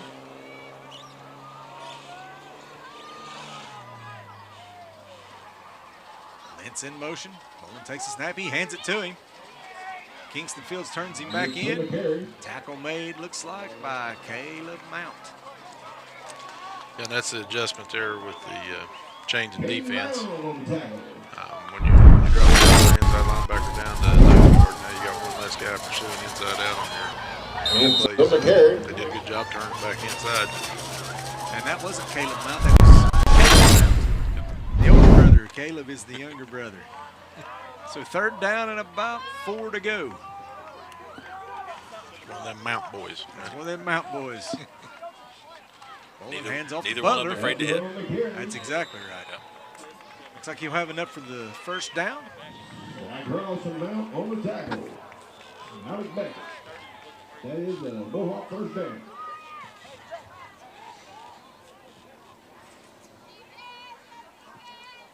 Northwest will have it 1st and 10 right at the 50-yard line.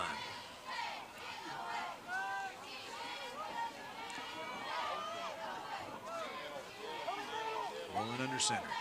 Lentz in motion. Bolin takes a snap. Butler on the carry. Hands to Butler.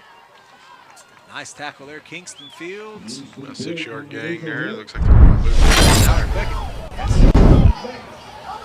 We can see it here on the replay. Got big number 30 rolling up in the hole. Butler on the carry. 15 running behind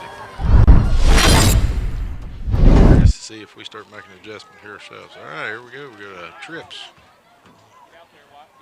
Trips right. Power eye. We're not lined up correctly. Brackman on the carry. A lot of room. 1st down, Northwest. 50-yard line. Butler on the carry.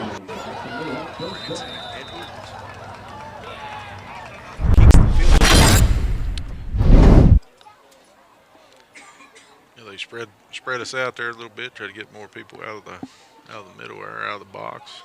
Looks like we got the same setup here. We got a little shotgun. Rolling in the shotgun. Hands to Brackman up the middle. Symmes Valley's ready for it this time. Yeah, nice tackle. Nice tackle.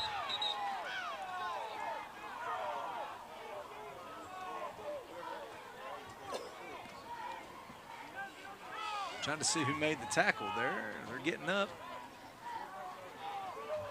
Caden Mount on the tackle. Nice play. Second down. He gained about 2. Second down and 8. A little bit of a hurry up. Stoppage. I'll be real interested if they don't see a little throw out here to the side. We're playing zone against that trips. We'll get 2 guys out there and a long way between the safety and the third, so see what happens here. Olin takes it. A little quick out to Lentz. Overthrown, incomplete. That's one of the crystal ball moments right there. Yeah, that was very nice. Yeah, I'm glad they didn't complete it. Yeah, because that was... It would have been, he'd probably still be running. Yeah, that was pretty wide open out through there. Yeah, sometimes on defense you got to pick your poison. And I'd say they've seen it on film. Maybe they had a little trouble throwing the ball around. They haven't. I think that's the first attempt they've had all night. I believe so. All right, see if we get an adjustment here. No. Third down at about 7. Bowling in the shotgun. Takes a snap. They're not afraid to Flips try it out. again. Flips it out. Lentz has got it. On the reception. Looks Nice so tackle. good. Try it twice. Yeah. It's a nice tackle. But it's enough for a first down.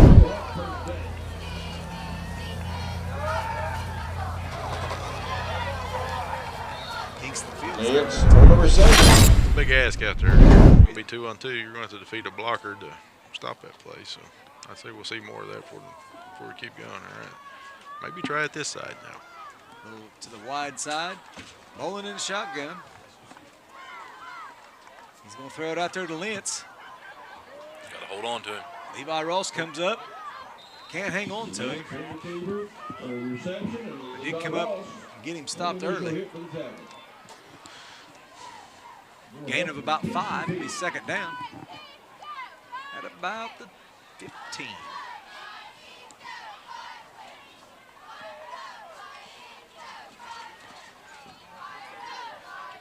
Might be one of them deals where you run it till they stop it and run it again here. So trips left to the short side of the field. Bowling in the shotgun. He hands off to Brackman. Big hole. Ball hanging. Ball really hanging out there, but he's hanging on to it. He's down to about the 5-yard line. First and goal for the West. Nice replay here. We'll have a little injury time.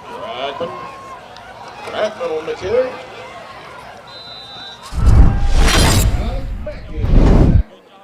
Alec Beckett making the tackle there on that last play.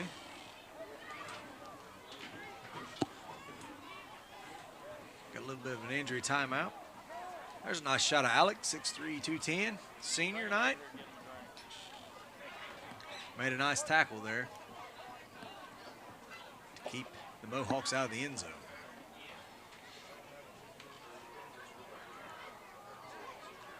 Nate, how often do you see your quarterback, taking plays on defense and being your punter, your kicker?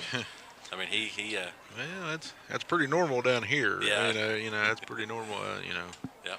I'm trying to think of the last time we had a quarterback that just played one way. I don't know how far back to go on that one. Joe Ferguson was a quarterback when I was in school, and he played corner for several years. And our senior year, he actually played an outside linebacker spot. He was 125 pounds of fury. Not coming fast, but he was fury. That's one way to put it. Can we just nickname him Fury? Yeah, Fury Ferguson. That's right. He was so fast that when we run sprints in practice, he ran with 3 linemen, and he didn't win most times. Looks like Isaac Ross is going to be all right.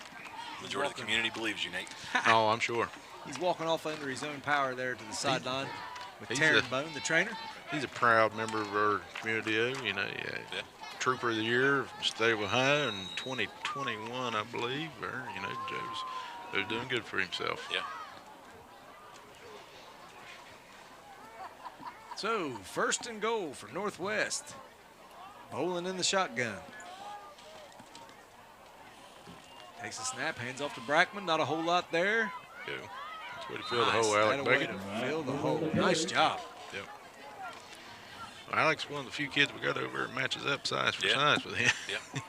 He helps his calls the whole game. Yeah. You'll normally see him involved in most of the tackles and recoveries.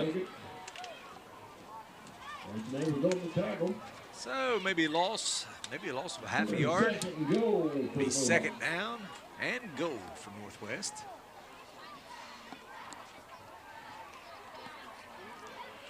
Going back to the pro here. Do they dare throw it? No, one time? not I here. think so. I think if they throw it, they go back to the trips. Butler on the carry, and he's into the end zone for a Mohawk touchdown. Counter. Let's look here on the replay. Yep, there goes the guard pulling. Good counter. Butler on the carry. He takes it in for.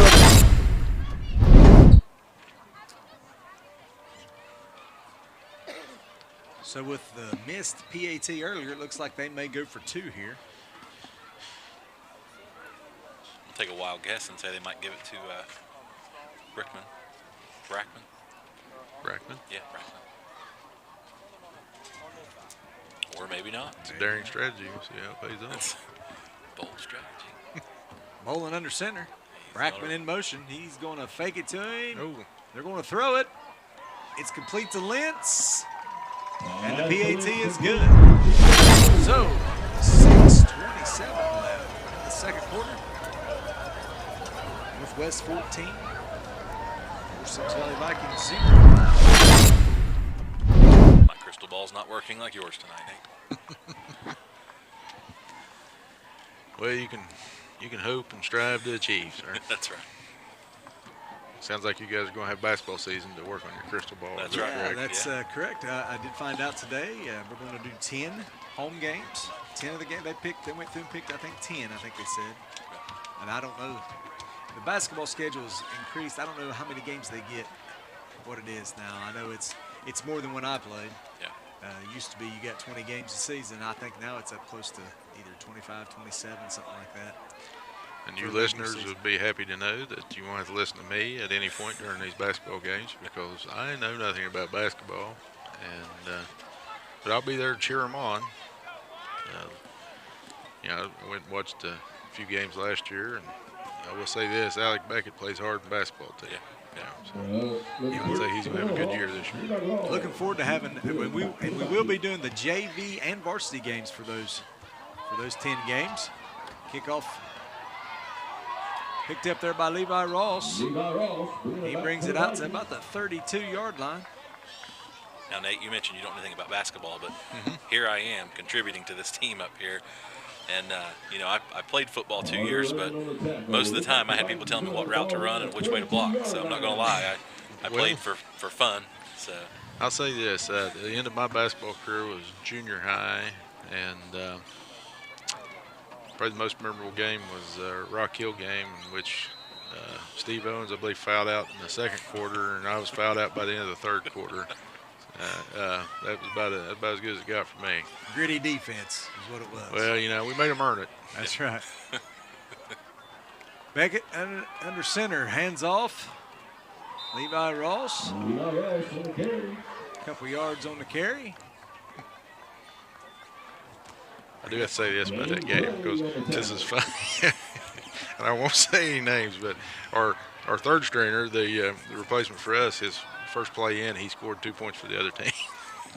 It was a very impressive rebound, but he went right back up and put it right back in, and it just happened to be on their end. Yep, now, and I Nate, remember it. What's the chances that person's listening? I think we should. No. Oh, no, there will be no names. Okay. No names. You can tell me when we go to break. He'll whip all three of us. Yeah, and athletic-wise, he should have been starting, but, Beckett, under center, pitches out. Kingston Fields. Still going. Had to dodge his own guy with a nice carry, and that'd be good enough for a Symmes Valley first down. Good. Let's get a little momentum before halftime here. Another sophomore contributing. There are lots of those. Kingston sees the field well. Yeah. That'll be interesting for next year, too. We got, our junior high had such a good year. We got some kids moving up to that. And, I would see them kids probably getting some playing time next year. Absolutely. I'm glad you brought that up because they definitely deserve the recognition. They had a great season, undefeated. Kingston Fields on the carry. Met by Connor Lentz. Let's see if we got a replay on that. He Come with bad intentions. That's right.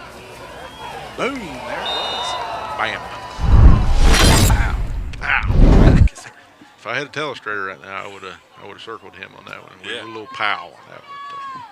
Maybe next year. We'll Maybe see if Caleb can get us one of those. Maybe next year. Yeah. Loss of about a yard. Be second down. Beckett in the shotgun. 2 wide to the left. Fields wide right.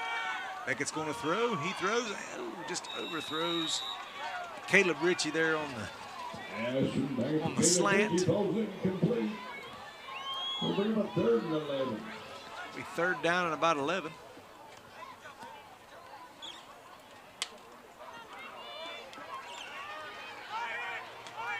Definitely mixing it up a little bit more tonight we've seen this year. That's all right. Hey, this is possibly the last game of the year. Leave it all out there. Beckett in the shotgun, trips to the right. He's going to roll that way. Throws out. I think it was a catch. Yep. It was. Yep. Branson Edwards, nice catch. Going to be short of the first down. It's going to bring up 4th and about a long 2.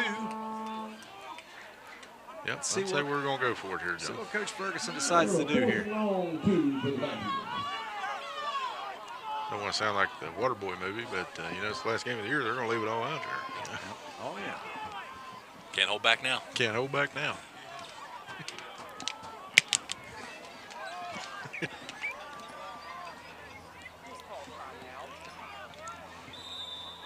And looks like we'll take a timeout and talk take a timeout to figure out what they're going to do here.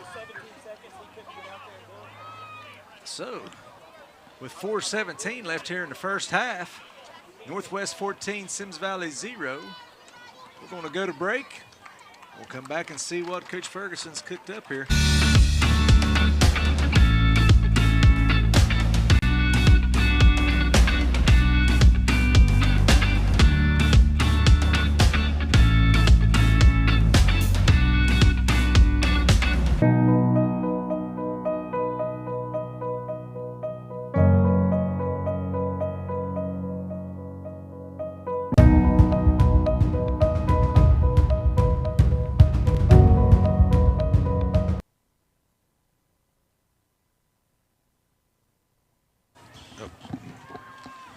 All right, welcome back.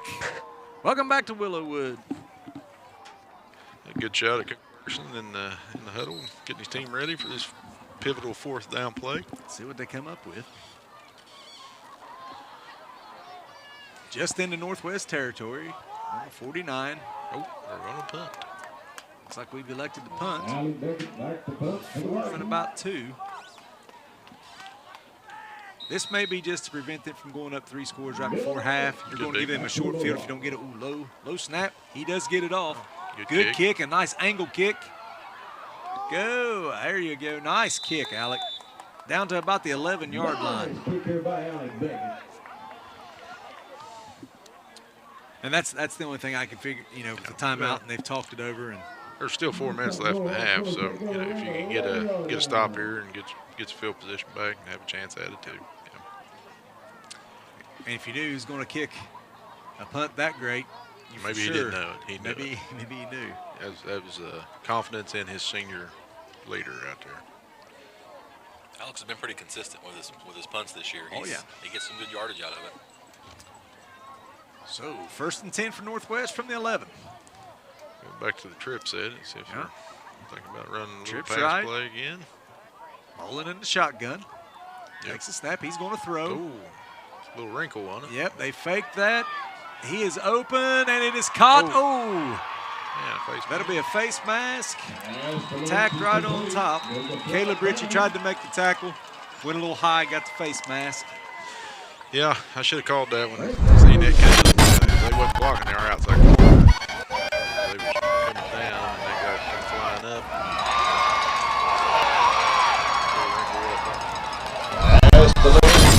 He was pretty wide open. Yeah, he was pretty open. Yeah, the safety had to come over. Caleb Ritchie had to come over to try to make the tackle. Should be 15 more yards, I would think, after tacked on the end there. Yes. Chris Meenick with the call. Personal foul, face mask, 15 more yards tacked on. That's going to give them the ball right about the 24-yard line. Hindsight almost makes you wish we'd went for Well, it. I mean, you know, in about 4 seconds, they went and flipped the field already. Brackman on the carry. Well, the correct call don't always work out. That's right. That's right. Tackle made by, looked like Caden Mount. Caden Mount on the tackle for the Vikings.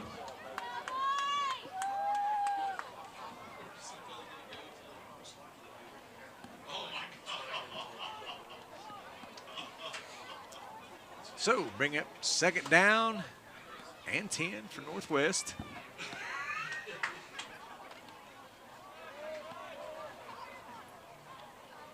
Sticking with the spread trips. Trips to the left, Bowling in the shotgun. Flanked by Brackman, Lentz in motion, hand off to Lentz. Right side. Nice little spin move. You can look at that play there, John. That's basically the same play that's running out of the power right with the fullback leading up in. Alex Beckett on the tackle.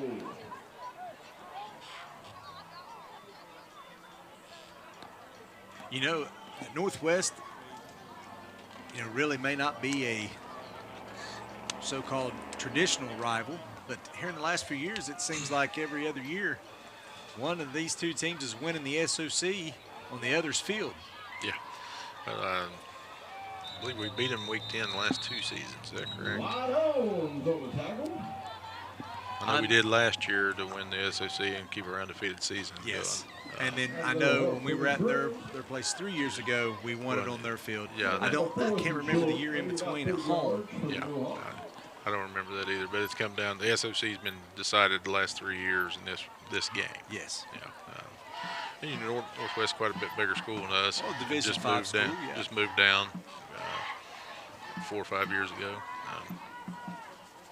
To the SOC 1. Brackman on the carry. Brackman on the carry up the middle. On 4th down. It's close. It's going to be real close depending on the spot. Caden Mount on the initial tackle. Caden Mount was the first one to meet him, depending on the spot. Little help from Cody Stapleton on the tackle. Measurement. No, first down. First down.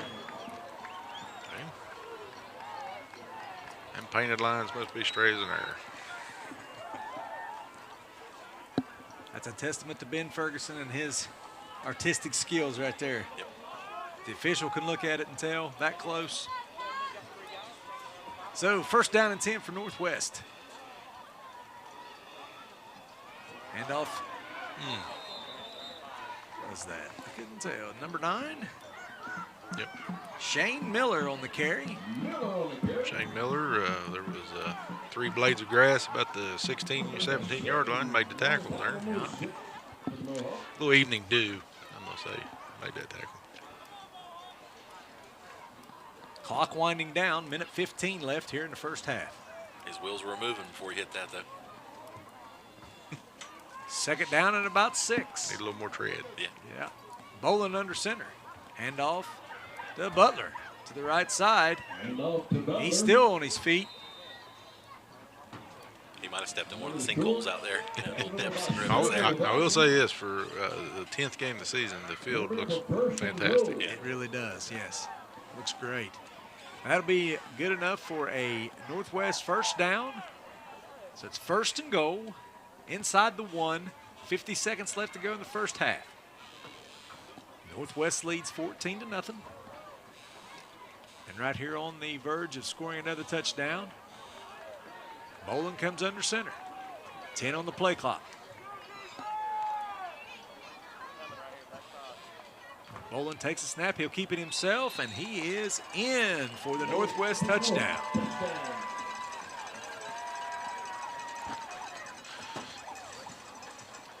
Hard to stop the quarterback sneak from 6 inches out. You know, Yeah, it's you got a good athletic quarterback like they got.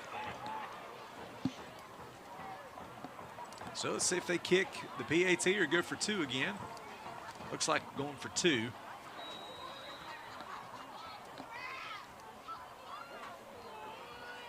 Bowling comes to the line.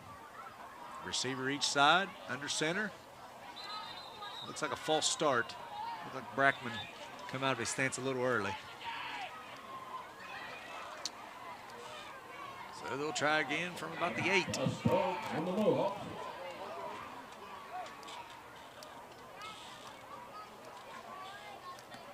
Guys, while we've got a second here, let's kind of recap because we're not going to have a halftime. Yep. Symmes Valley's going to be down 3 scores. Still doesn't feel like they're totally out of the ball game. Right. I mean, we've moved the ball a little bit and had a couple good stops. Reminiscent of the South Gallia game where we just couldn't seem to get anything going in the first half. Bowling out to the right. I believe he was short. I believe it was a catch, but I do not believe he was in the end zone when he made it. And the officials are going to get together. His body was in, but the ball wasn't. Yeah. That should be a no score. There you go. Good call, guys. PAT has failed. So, 29 seconds left in the first half. Northwest 20, North Symmes Valley Vikings 0. You know, that entire first half, you mainly see in their run game, and that's all that, maybe one pass, I think. They came out in the second half there, and or second quarter, and you're seeing more throwing, and still going back to Brackman quite a bit. You know, he kind of seems to be their workhorse, but they're opening up that passing game on us and getting some quick wins on it there. Yeah, it's just in-game adjustments. You know, they're seeing how we're lining up, and you know, their bread and butter is definitely that inside run with Brackman, and done a decent job of slowing that down after that first drive. But you know, you're adjusting to compensate for that, and credit to their coaching staff seeing it and making adjustments, making big plays in the passing game. So, Corey Butler will kick off. Levi Rawls and Kingston Fields back deep for the Vikings. Line drive kick. Kingston Fields makes the catch, and here he goes up the middle. Flags.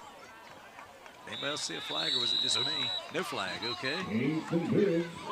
So Kingston brings it back to about the 40-yard line. See how aggressive we are here. I believe Mohawks will be getting the ball first in the second half. Isn't that correct? I believe so, yes. Yep. So no flag on the play. Got a nice graphic up there, said flag. Oh, yeah, said flag. Well, John Sharp called that. I called that. That would be my fault. Yeah, not to point out any mistakes. That's right. Beckett to the line, trips right in the shotgun. Take the snap, rolls to his right. Looking, throws the out. Boom, Branson Edwards, they've got that play down. That looked great. That'd be a first down. We need to reverse that and try it on the other side. Yeah, go to the wide side. 19 seconds, Symmes Valley still with 2 timeouts. Clock stop on the out of bounds. Yep. The only hard thing about rolling, it's hard to roll your left and throw as a right-hand quarterback. That's the only problem with that. That's the only problem with that. Trips right again. Beckett in the shotgun, flanked by Will Jones. He'll roll to his right again. Throws it again. This time incomplete. And Branson is down. He's all right. He's popped right back up. I think he just landed on his knee. And a little knee to knee here a little bit. Yeah. So second down and 10 from the 48. 15 seconds to go in the first half.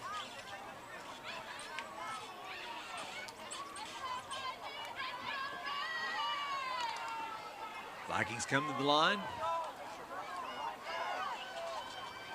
Full out spread. Full out spread. Beckett in the shotgun. Takes the snap. Getting pressured. And he's down.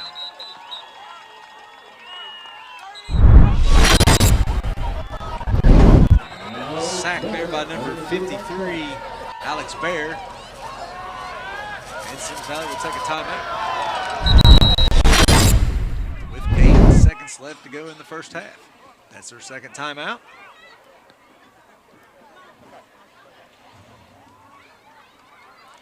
you throw something towards the sideline, you've got time maybe for 2 more plays. Yeah.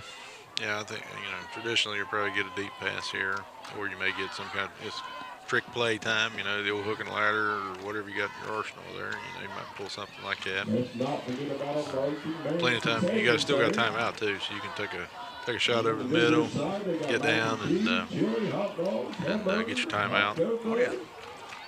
I think if you take a sack here or any kind of negative play, you just let the clock run out and go with it.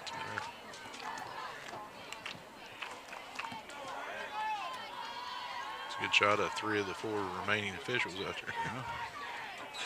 But they're doing a really good job to be just 4. To be 4, that's right. They are doing a fine job. So, with that sack, a loss of about a yard. So it's going to be 3rd and 11, 8 seconds to go.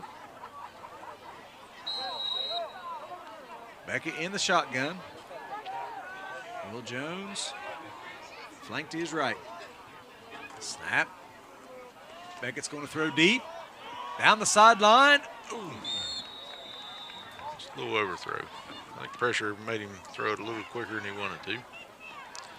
4th down, 3 seconds left. Might as well go ahead and run you another play here. Yeah. Say something similar to what we just seen. Hopefully with a different outcome. I said hopefully with a different outcome. Yeah. Yeah, let's hope. So here we go. Last play of the half. Beckett in the shotgun. Same formation. Takes a snap. Here comes the pressure. He does get it off. It's going to be intercepted by Lentz. And Levi Ross can't bring him down. He's still on his feet. Tackle made by Will Jones, I believe. And that'll be the first half. Here's that replay again. Well, just a reminder, stick around for halftime. We got our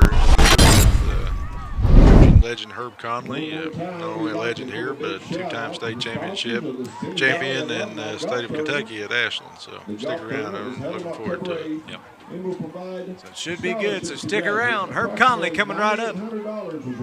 Sometimes it's nice to be different, and we offer options like that too. We have designer options that just stand out among everyone else. When you're driving through your neighborhood and you want your house to just pop, we can bring that to you. And you'd be surprised at how affordable those options are. If you want a roof that just stands out in your neighborhood, call us now. We'll come out and give you a free estimate within 24 hours, and you can get the project moving with our amazing financing.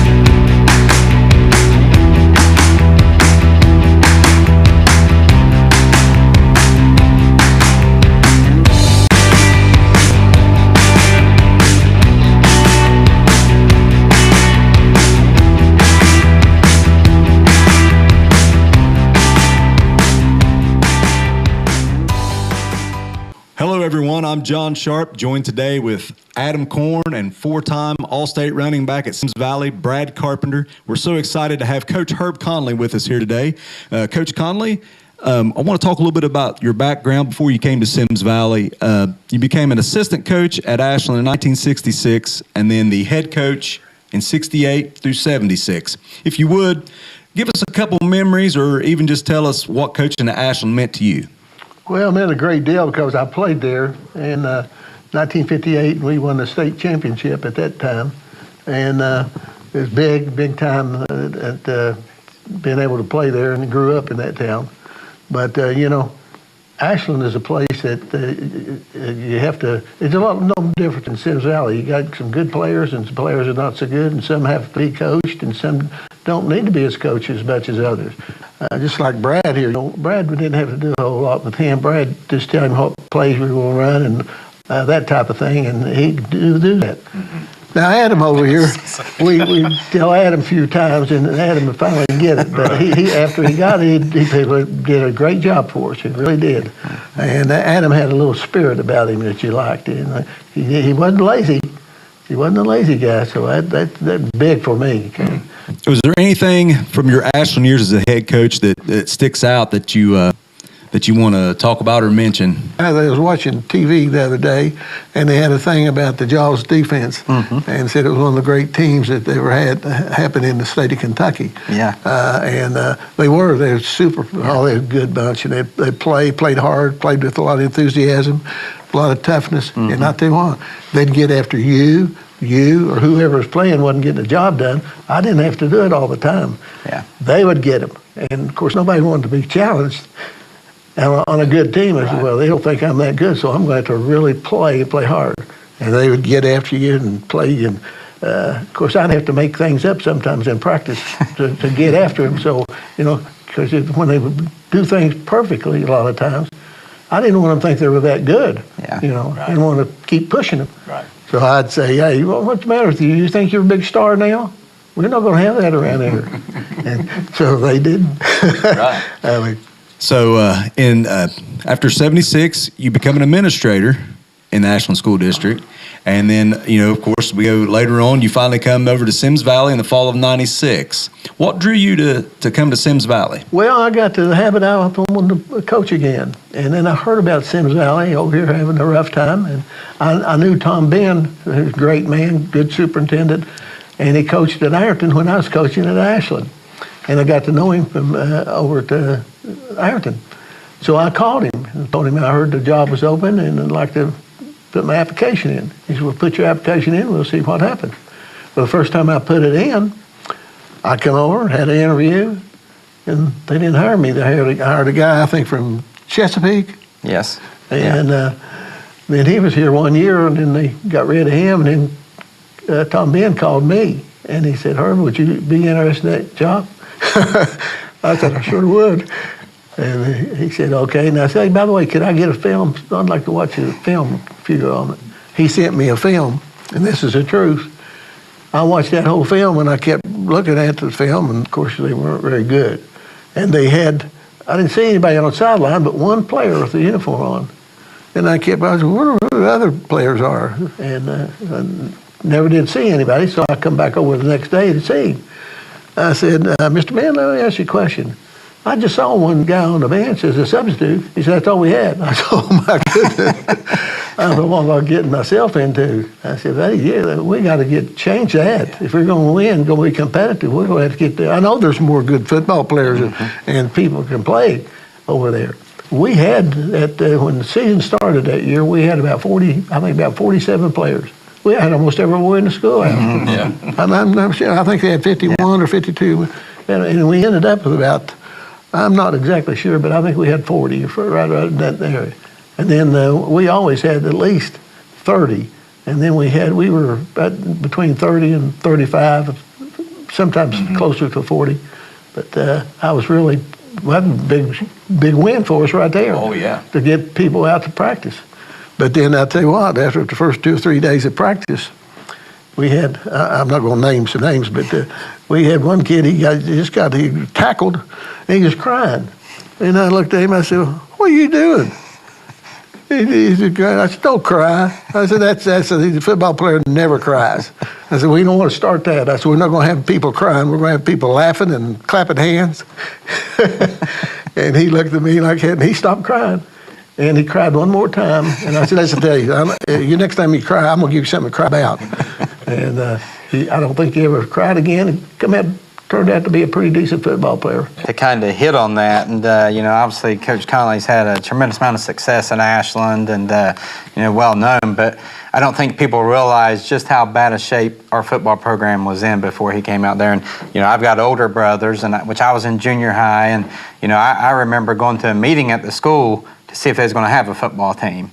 And and that's a low point. And like he said, the year before with 12 kids, and and I remember being an 8th grader, and like he said, I remember him pulling into my house and didn't know the guy, and but it was the same thing. He said, listen, we're going to turn this around, and it was just someone you believed in, and you could tell he had that passion about it, and and like I say, and then obviously just did a tremendous job. But I truly believe, from where that program was at to what he built it to, you talk about state championships in Ashland, but that's as impressive as a coaching accomplishment as anything. And, and I know myself personally, and, then even the school, just really, really grateful for Coach Conley. And, talk on that. He talked about that mental toughness, and, it was a full culture change, to be honest. It was mental toughness, and it was preached, and you was going to play hard.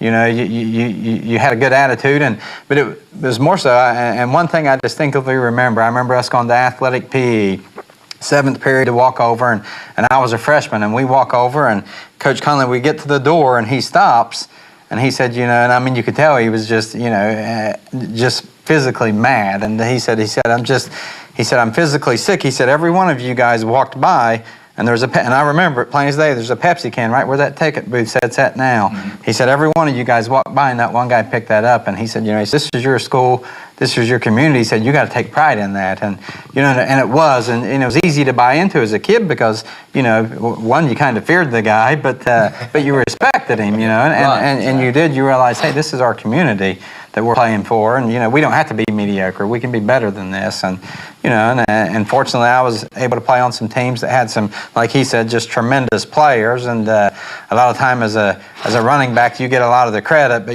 we had really good teams, and was able to play with some teams and have some success, and and it's continued to build on. But like I say, he when you're talking about a true coaching accomplishment, I think what he did out there is matched up with any state championship team. I feel that way too about it, because I thought it was one of my best coaching jobs. Mm-hmm. I really did, because we worked hard, and the players responded so well. We had a bell. We'd ring. I don't know who started that. I think I mentioned it one day about let's do this, get some tradition to ring that bell. And that became a big thing. I remember when one game we were playing, I had a couple boys from Ashland that played for me come over and say, Coach, that's nice of ringing that bell. I said, why don't we do it? I said, well, we had a cannon. I said, but ringing the bell just as good. But, I said, I didn't see a cannon over there. I had a cannon going off. Your recruiting didn't just stop that year. Yeah. As I can tell you, my freshman and sophomore year, I didn't play football, but my junior year, I promise you, there wasn't a day I didn't go into your gym class that you didn't stop me and say, you want to play football? You ever thought about playing football? You need to come out and try. Just give it a chance. Yeah. And, you were the reason I decided to play. I don't regret it one bit. And like Brad mentioned, what I respected about you was, one, your love of the game. You could tell you knew the game. You truly were passionate about coaching. But you were also big on coaching the character of us guys on the team and making us be good people, good men, and you were a great role model for us. But the bell thing that you mentioned, I'm glad you brought that up, because that's something that I never knew that was kind of your idea to kind of say, hey, I want a bell out here, something we can ring. And so I've heard stories here about, hey, Coach Conley, this was something he started. Again, me not playing until my junior year, I knew the bell was there. I'd always hear it ring after the games, but didn't know that was kind of your brainchild to kind of say, hey, I want to do this, and I think it's kind of cool that's still a tradition today. Yeah, we have all of our kids, not just junior high does it as well, and that's something these kids look forward to. Oh, the junior high does. I didn't know the junior high did that. Yep. That's great. That's getting tradition's already been established. Yes. Yeah. So something we at Symmes Valley have just recently started doing is we have what we call an impact award. And as we've mentioned, I mean, we've got you here today because you've made a tremendous impact on myself, on Brad, everybody you coached, but not just them, our community. Our community loved, respected you. You came out to Symmes Valley and you just fit in. And I think everybody really respected you for that. So we actually have, on behalf of the school district, we want to present you with the Viking Impact Award. And if you notice, there is a picture of you inside of this, if you want to get this right here, ringing the victory bell. So the other thing with that, I mentioned to you on the way over here, and I'll go ahead and hand this to you. Oh, well, that's great. I mentioned to you on the way over that we will be refurbishing and redoing that bell. But the one thing that we wanted to kind of surprise you with a little bit, we at the last board meeting we had, we actually made a proclamation that we will be naming that bell the Coach Herb Conley Victory Bell. Oh. And we'll be having everything set up that it's just to honor you and what you've done for our district. So we'll be having like a plaque set up with it, and so that is your victory bell, just to kind of show our appreciation to you and what you meant to our district. Well, I appreciate this. Well, it's well deserved. You talked about I was kind of a little nervous, to be honest, because you talked about bringing the bell out here because you didn't have a cannon, like you did at Ashland. And I know Ashland, they've got a full statue of you. But I think, man, all we're doing is naming a bell after him. But, keep in mind, it's different school districts. But again, that to me is just as important as the statue. Couldn't have went to a better person. And like I say, I mean, me personally, as a player, and what you always even told us about, being mentally tough and being committed, but not just to sports, but even just in your life, it's going to make you a good person. And and like I say, even me now, a lot of the things that you preach to me, I coach in junior high, I've coached the Biddy League kids, and trying to teach those same lessons to them, and that ultimately, if you can be a winner on the football field, you can be a winner in life. Exactly. And it's the same, the same things that's going to make you a winner there is what's going to make you a good person. And so like I say, I mean, just for me personally, a certificate would never repay you, but as a school, we want you to know that, hey, you're really appreciated. Well, I'll tell you one thing, you got the picture right because you still got my blonde hair. Well, now, isn't that picture in black and white? Yeah.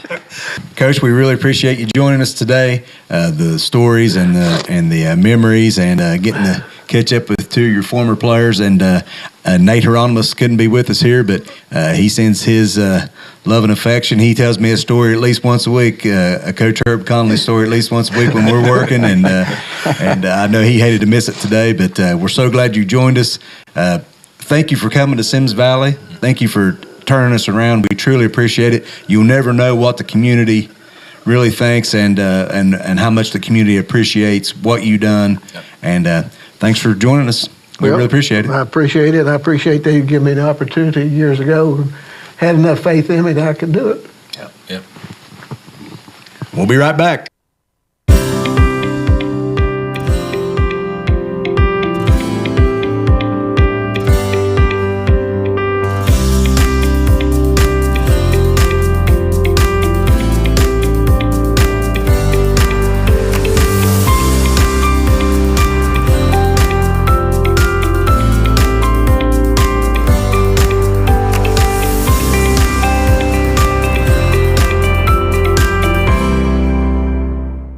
It's no secret that bad weather happens, and in that unfortunate event, we can be out to your house within 24 hours to make sure you have emergency services, tarps, to keep your home from sustaining further damage. But we also work with your insurance company to make sure that you get it put back the way it should be. We want to make sure that you get the best roofing system you can have to protect your home.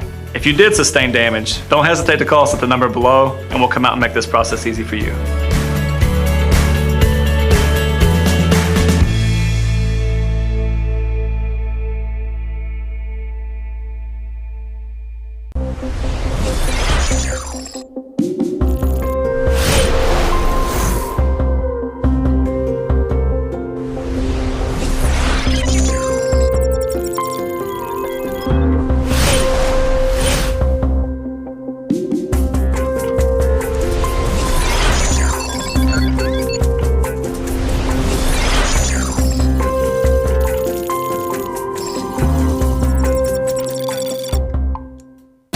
Transfer Powell is a professional moving company. We pack, we load, and we haul your household goods, whether that is around the corner, across the state, or across the country. We can handle your move.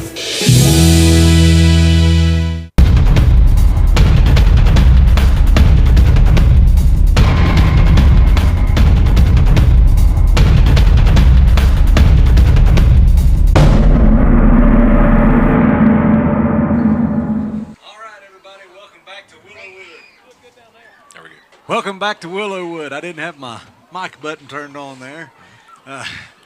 So here we go. What a great video there at halftime with Herb Conley. Got a little emotional there with the certificate we gave him, and but such a good interview. I believe we talked to Herb for 32 minutes.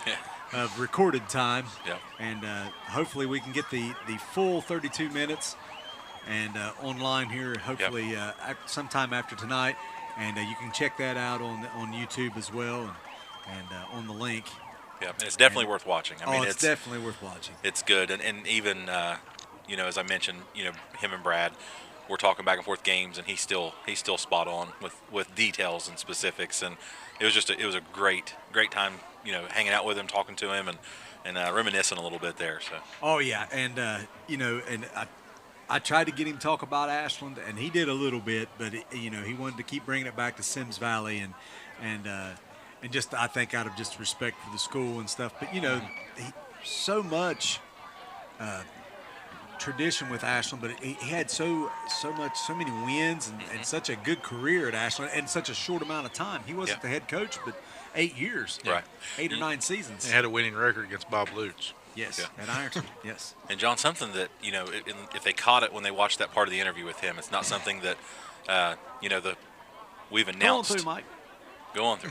Hey, Mr. Patterson making his Mike debut. Patterson right here live streaming. Clerk of courts, right there. Vote early and vote often. That's right. But no, with Coach Conley, something that we had done at one of our previous board meetings is we made a proclamation where we're going to name the victory bell after him, just in his honor. And that's something that, again, we haven't announced, and we haven't announced it because we wanted to kind of surprise him with it. So, that's big. We're going to have it redone. It needs kind of sandblasted and repainted and stuff. But I just think it's a great. And as Brad mentioned in that interview, at Ashland they have a statue of him over there. And that's something that just talks. I mean, that just shows how great of a man he is. And as Brad mentioned, he goes, "Here we are, just giving you a bell."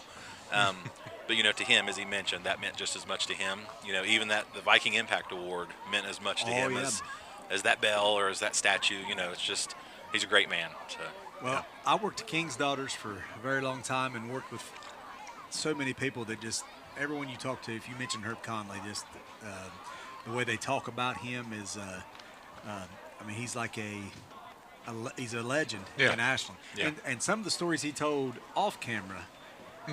Wow. I mean, the man should write a book. Yes. Because, he's really had a very interesting life. Very interesting. I was very fortunate to know a lot of them stories over the years. And, he started off full ride at UK.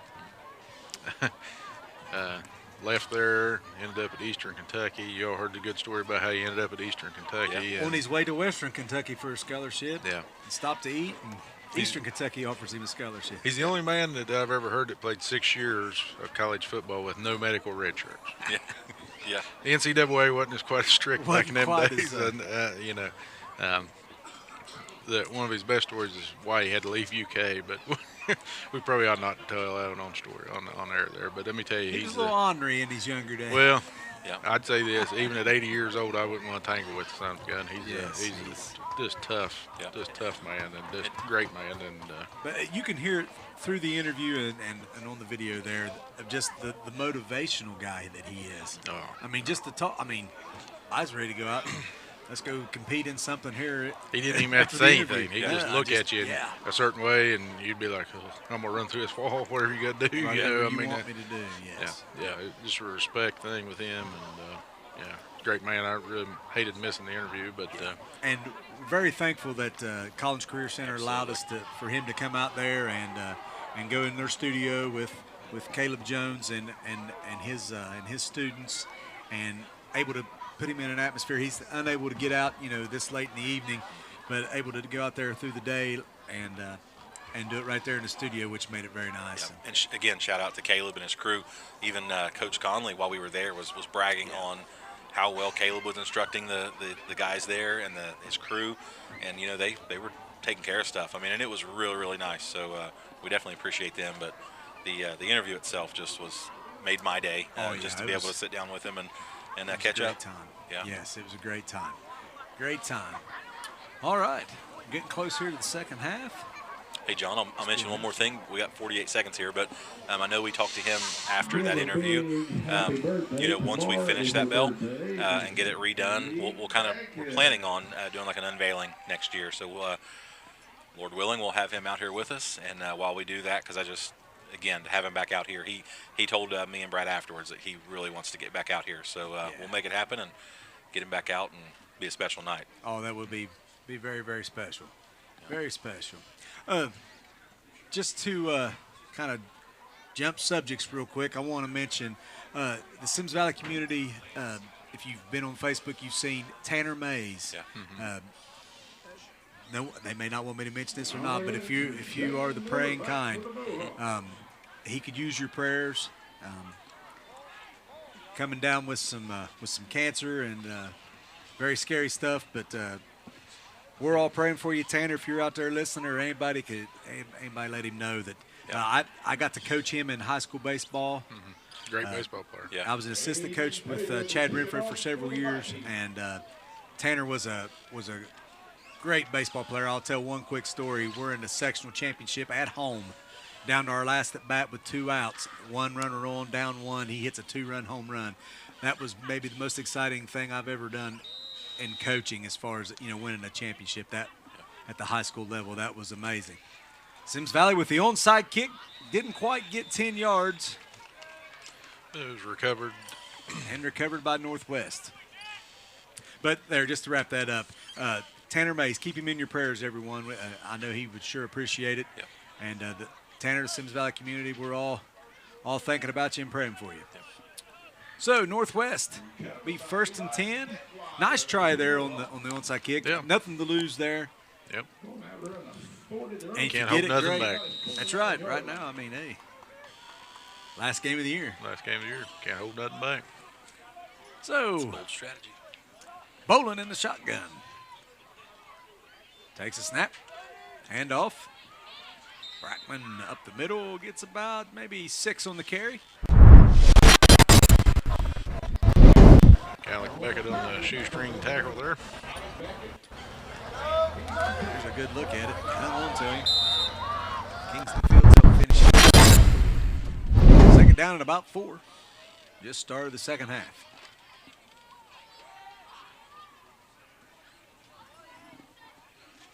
Bolin in the shotgun. Takes a snap. Plenty of time. Looking to throw over the middle. Ball's tipped. Pass intended for number 10, Aiden Shepard. Almost tipped it right to his own guy.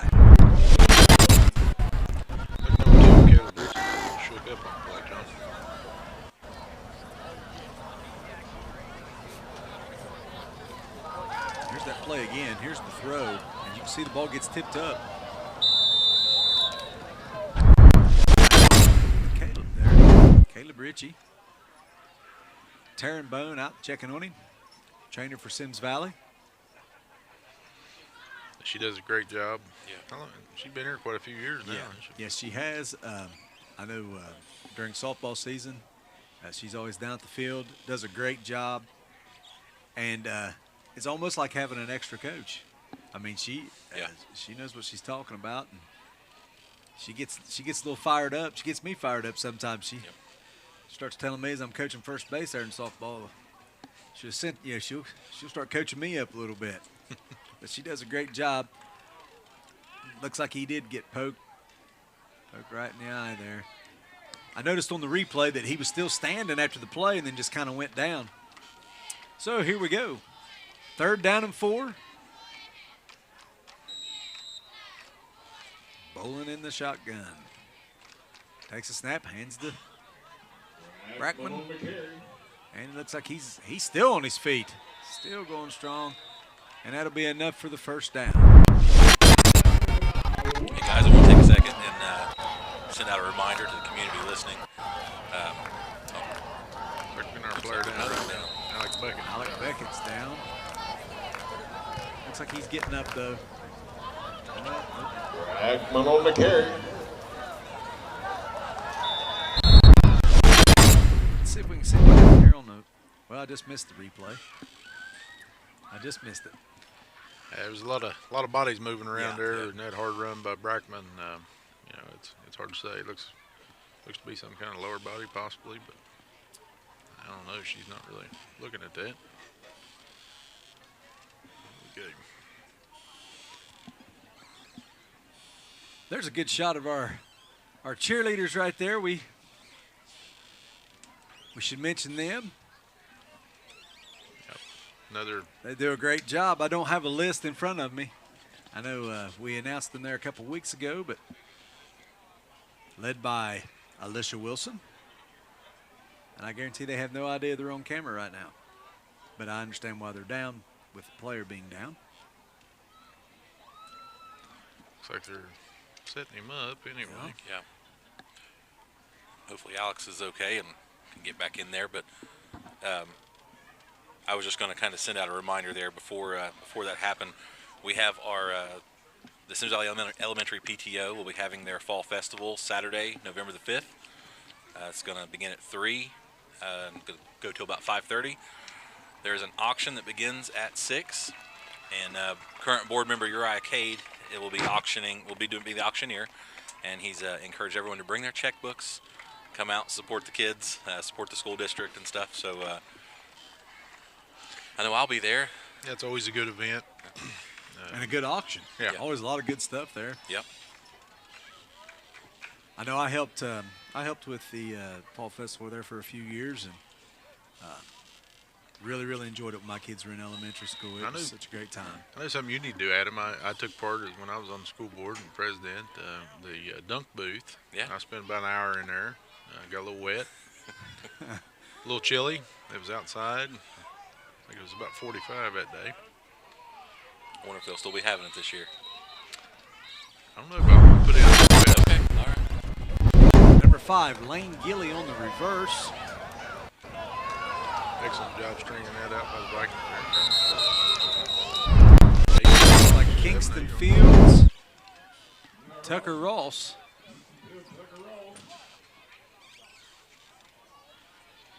So bring up second down at about 18.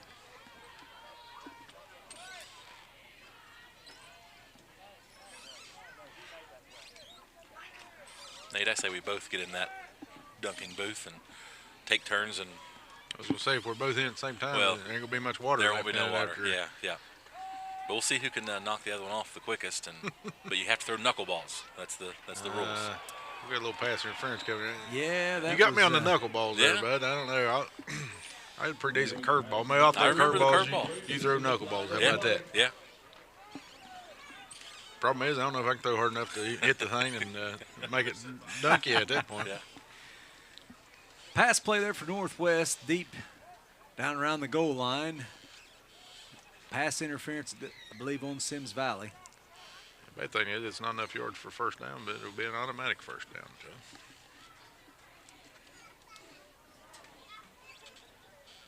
I believe it's automatic first down.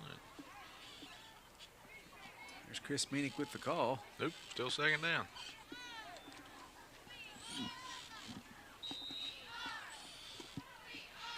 That's why I'm not wearing stripes. That's right. Although they could use you this evening. Yeah. Brackman on the carry. I'm a little too chubby for stripes, too. I ain't going to lie. That'll be a first down for Northwest. That's why you get us back on That's track, John Sharp. I'm just trying. Our fearless leader, always redirecting. Now, stripes make you look thinner is what they always say. So depends on which way they're going. Yeah. I guess up and down they probably a little taller anyway. I don't know about thinner. But. Wish you guys would have told me this at the beginning of the year before the camera was on me. First and 10 Northwest, bowling under center. Hands off to Butler. He breaks a tackle. I can remember one year the coaches' shirts back when I was playing were red and gray stripes, vertical stripes. Really? Yeah. Butler on the carry. For Alvin Carpenter wearing that shirt.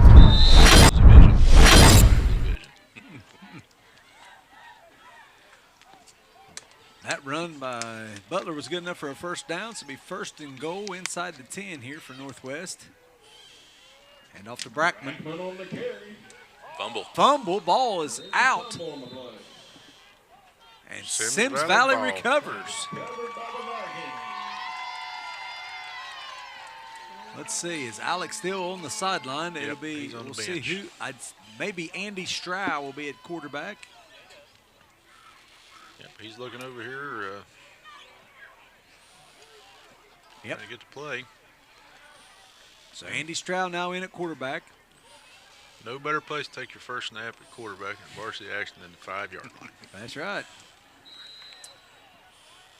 I'd say he'll be handing off to somebody right right here. Keep this a little simple. I'd say. So Strow under center takes a handoff, hands it off to, can't tell. Fullback, I believe, sir. Is that Will Jones? I believe so. Nope. Levi Ross, looks like. Levi Ross on the carry. Maybe lost a yard there.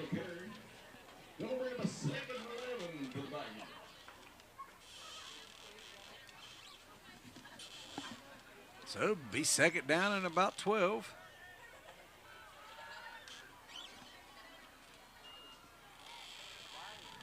Stroud hands off to Ross again. Run into a host of Northwest players right there.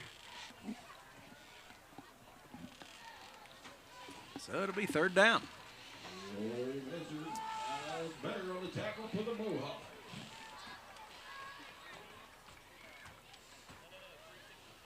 He may have got back to the line of scrimmage. So it'll be third down. Now I wonder who will do the punting. I don't know. That'll be Alex handled it all year. Yep. I know it's a tough spot for freshmen. Come in, take the first snap. Strow in the shotgun, gets the snap off just in time. He's going to throw. Throw out. Good throw. Caught. Branson Edwards. See where the spot is. It's like about the 12. That was kind of a bad spot, I think. I think he was about the 14 when he caught it. They dragged it back. He stayed in bounds. That's why. 4th and 5, and Symmes Valley's going to take a timeout. It's in a bad spot to make to not get your punt. and not to get your personnel right. You know. Yeah. Go out there with only 10, and somebody come through, and so Coach Ferguson just going to make sure, with one of your seniors out, that you've got everybody out there and accounted for, and it'll be interesting to see who will do the punting here. Yeah, and if this is our first varsity punt, this is an interesting place to do it. It's maybe I know Will Jones usually does the snapping. He's usually the long snapper, so let's see. Be interesting out this time out to see who will handle this. Yeah. Yeah, you always hate to have to make two changes on special teams there, so you have a first snap and a first kick if that's the case. But it's like, looks like Will Jones is going back to do the kicking. So, it's like Aiden Taylor's going to be snapping. It's like Aiden Taylor's going to do the long snapping. Will Jones back to kick. Good snap. Not a bad kick. Going to get a good Symmes Valley roll. Looks like it's going to stop right around 44, and we've got a flag on the play. That may be some extracurricular there with Aiden Taylor.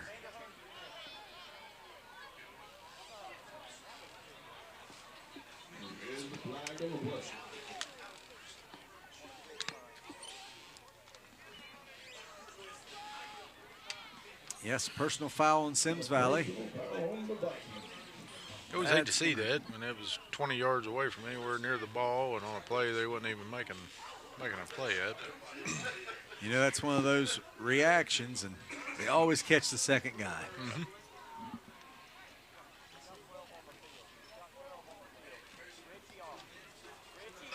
All right, so that's going to put Northwest at about the 29-yard line. 1st and 10. Boland under center. Lentz in motion. Oh, ball's on the ground. Oh, wow. Can you believe that? He fell right on it. Dribbled right back up to him. Yeah. Crazy ball making a straight foul. Oh, every now and then. As you can see here, it's kind of a little off timing there between Boland and Lentz. Lentz falls on it. So, loss of about 4. Make it 3. 2nd down and 13 for Northwest.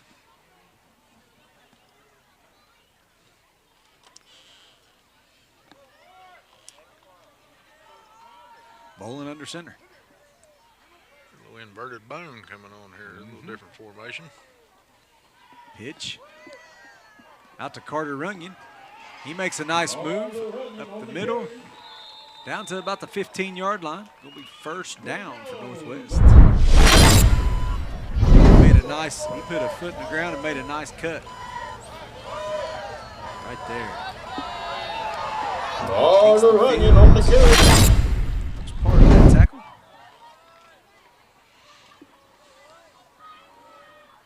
Might have been Aiden Taylor on the other half. Got a pitch out to the left here. Number 15. Butler on the carry. Corey Butler. There is is that a flag? I believe it's a flag on the play. Replay here. Yep, right there on Butler on the carry. We got on the Mohawks. So, with that hold, it's going to remain 1st down. It's from the spots. It's 1st and 12. Yeah, 1st and 12. I just seen the chain guys move. It kind of made me freeze. It's like, oh, they shouldn't be moving. Same formation. Same formation. Boland, ball is on the ground, and he's able to recover. It's going to be 2nd down. Butler falls on it. Almost 12. 2nd and about 12.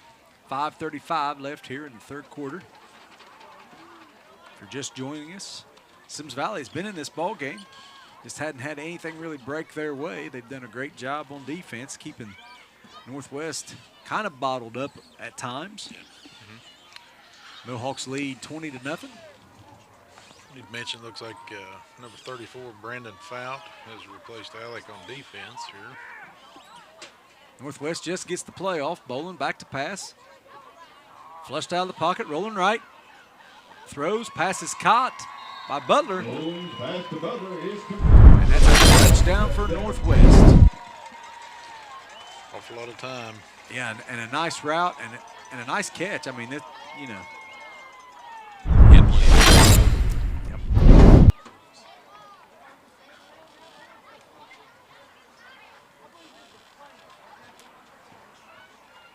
So after Northwest's first touchdown, they missed the PAT, and since then they've went for 2, so they're going for 2 again. Boland under center. That's a big boy in the backfield. Number 70, they give it to him. He falls. I don't think he got it. He was short. Number 70, Bryson Taylor. A little bit of refrigerator Perry action there, John. He comes up short, so with 5:01 left in the 3rd quarter. Northwest 26, Symmes Valley 0.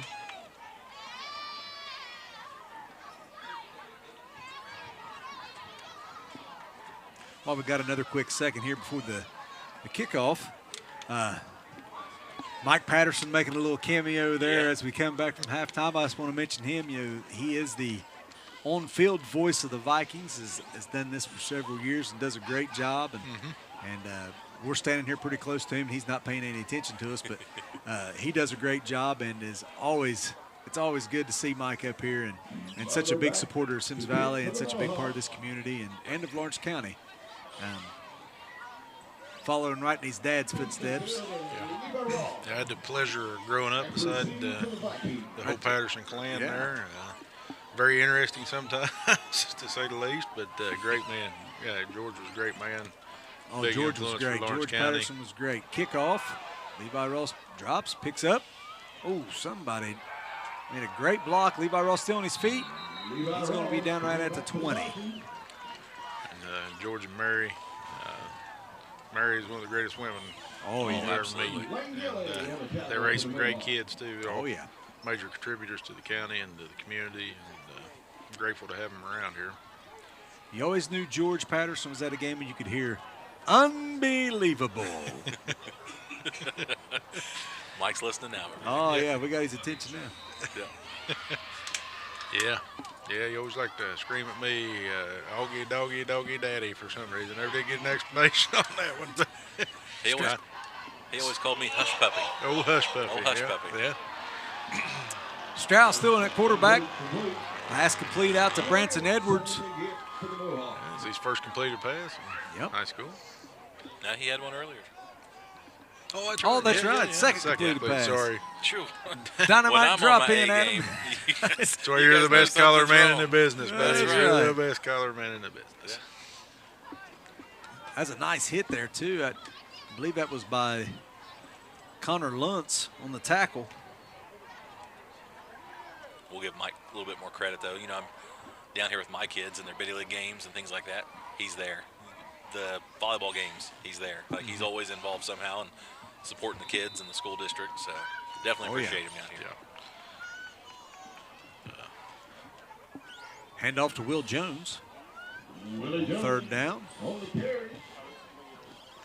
Corey Butler on the tackle for the Mohawks.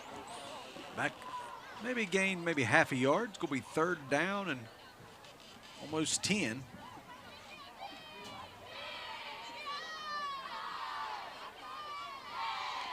Yeah, if we had about 2 hours to kill, I could give some growing up beside the Patterson stories there. Spread the wealth on it. Everything. Stroud back to pass. Throwing deep. Ooh, and it's picked off by Lentz. He's going down the right side. He's got a couple blockers out in front. He gets 2 blocks, and he walks in. Touchdown, Northwest. Connor Lentz on the pick 6. Just overthrew it a little bit. Here it is on the replay. That might have been the play before.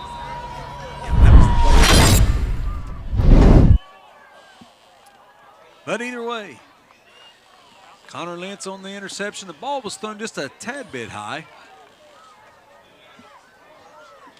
But once he got it and went to the opposite side of the field, he had 2 guys out in front. There was nobody going to get him. So now, Northwest will attempt a PAT.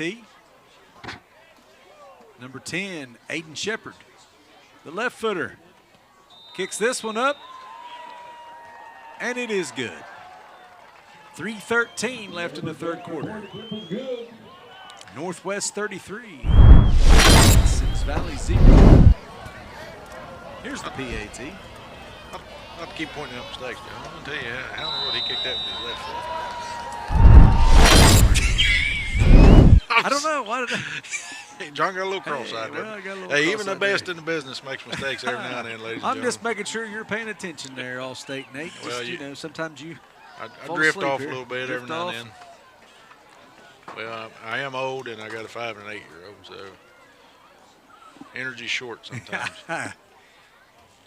Okay, I don't know why I was thinking that. I don't know why I said that. Well, you are left-handed, so maybe you was wishing. Yeah, it, I you know, guess don't maybe. know. 20%er. Oh, wow. All right. John had to switch it up during our Coach Conley interview. Instead of saying, All-State Nate, he had 4-time All-State, or was it 4-time All-State? 4-time All-State running back. Yeah. Brad Carpenter. But he didn't miss a beat. He went right with it. Brad made sure that I mentioned that. Yeah. I think it was me that made sure you mentioned that, because Brad didn't give up that information right off the bat. That was a good run there. Levi Ross on the return. And Brad was a great player. Yeah. Well, he told a great story. I don't know if it made it on the interview or not about taking the a fourth down, snap at the 1, run at 99 yards. He went in. He went up to quarterback and took a quarterback sneak 99 yards for a touchdown. Yeah. Against Trimble, I believe he said it was. So I hope that was on the interview because that was a great story. All right, first and 10. It'll be on the full version. It'll be on the full version. Yeah. Again, there was a lot of details about specific games and plays and things, and I need to call it out now before it goes to the live stream. But during that interview, I mentioned that there was a play we called Lonesome Polecat. And Coach Conley and Brad both looked at me like I was silly, and like I don't ever remember calling that play. And we left that interview and got in the car, and Brad looked over at me and said, "I remember that play." And I was like, he's like, now I feel bad because I called you a liar on TV here. And we really gave you a hard time about that. So that's I remember that play. It was in the book. Free. I may not remember much of football, but not sure it ever worked. But it was in the playbook. I don't know that we ever played it. It was just during practice. Yeah, I can tell you a good one on Herb Bear. I know John wants to get back to that. Just let me tell you, it was Kingston Fields there on the pitch. Gain of about 2. It's going to bring up third down, about 6. Go ahead. So my senior year, his first year. Kingston Fields on the carry. Green bomb. Okay. And Joe was a good quarterback, did a good job for us, but his arm was slightly limited. He had about a 30-yard range. Well, we had Anthony Owens was a freshman at that time, and ended up being an all-state lineman and everything. But he played fullback that year just for the screen bomb, and he could throw the ball about 50 yards in the air. So that play was quite effective all year round. Strauss pass intended for Branson Edwards was picked off. Nice tackle by number 3, Jake Brown. He returns it. Here it is on the replay. Nice hit. Jake Brown on the interception. Good angle on him and stayed on him the whole time. Yep. Looks like Northwest will have it. You got to give to Northwest. Right around the 15. They broke a lot of tackles tonight. Made some big plays.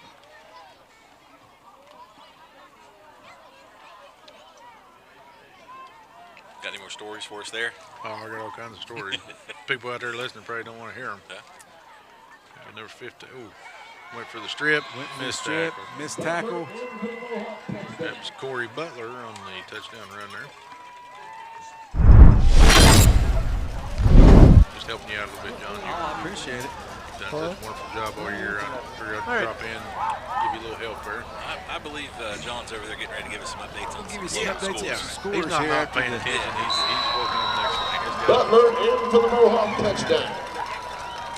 Couple surprises here too, guys. We'll get to that right after the PAT by the right-footed kicker, number 10, Aiden Shepard. Maybe hard down there and see if he can kick the next one left-footed.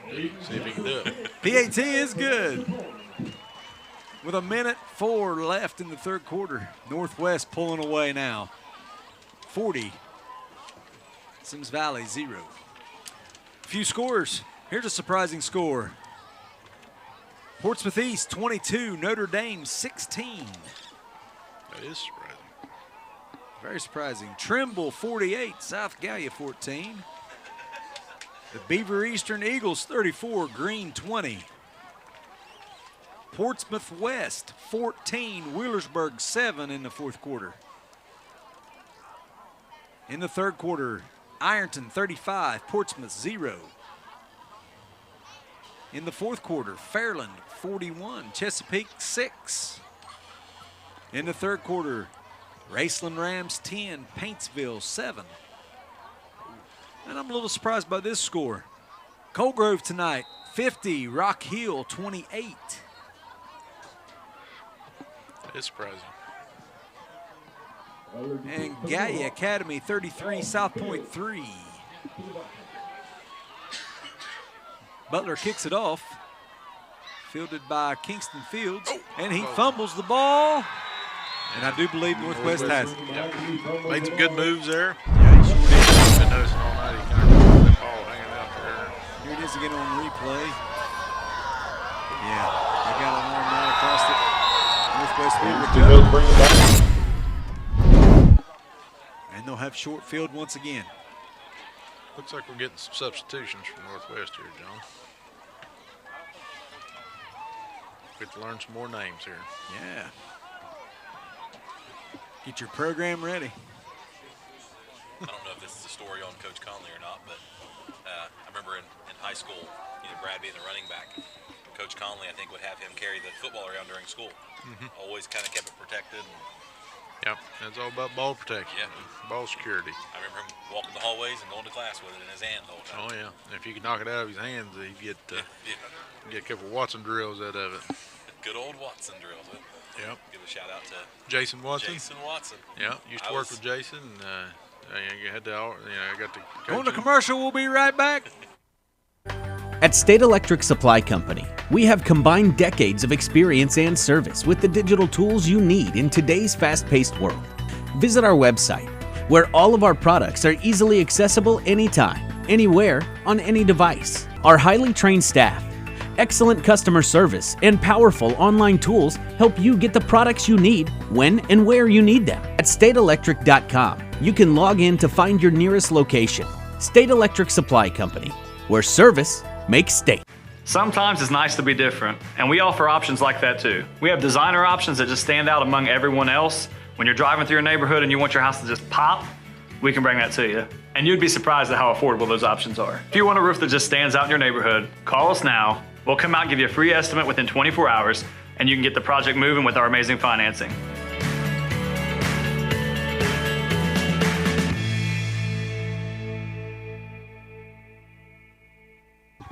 All right, welcome back to Willowwood, where Northwest has just recovered a fumble on the kickoff. They're going to have it 1st and 10 from about the 34-yard line.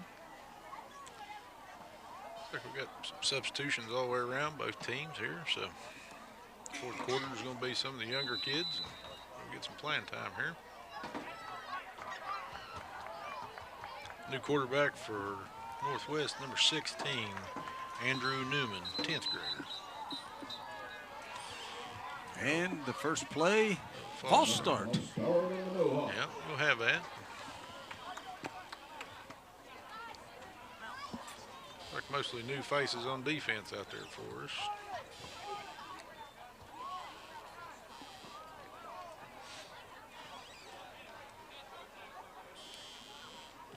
Nate, we mentioned those Watson drills. I was there for that. I remember that. For the initial what? Yeah. Yes. Yeah, I was there for them too. Weren't they originally called star drills? Yeah. Or something like that? Yeah, something like they was really, there wasn't no fun. I can tell you that right now. But and if I could be mistaken, but I believe it was Watson had missed some two-a-days. Yeah. And in order to catch back up, he had to do a bunch of those drills. A bunch of them, yes. There was a lot of sweat and tears and maybe puking, if I recall correctly. Maybe quite a bit at the end of it, yeah. But you know what? He stuck through them, and he finished them. Yeah. That's a well-deserved drill, named after him for that. Yeah. Brady Dawson on the carry. Tackle made by Caden Mount, bringing up 2nd down and about 7 for Northwest. If anybody out there wants to know what a Watson drill is, we'll give you a brief description here. So Dawson on the carry again. Dawson on the carry. So you start at the goal line, and every 5 yards you do a grass drill. You spin around to a set-up position, then up, and you do that the whole length of the field. And that's right. Yep. Yeah, they're not fun. No. They're not fun, but they are. They're catching up for conditioning. That's the purpose of them. I wonder if they're still called Watson drills. Are they? I know they was up until last year for sure. I don't know.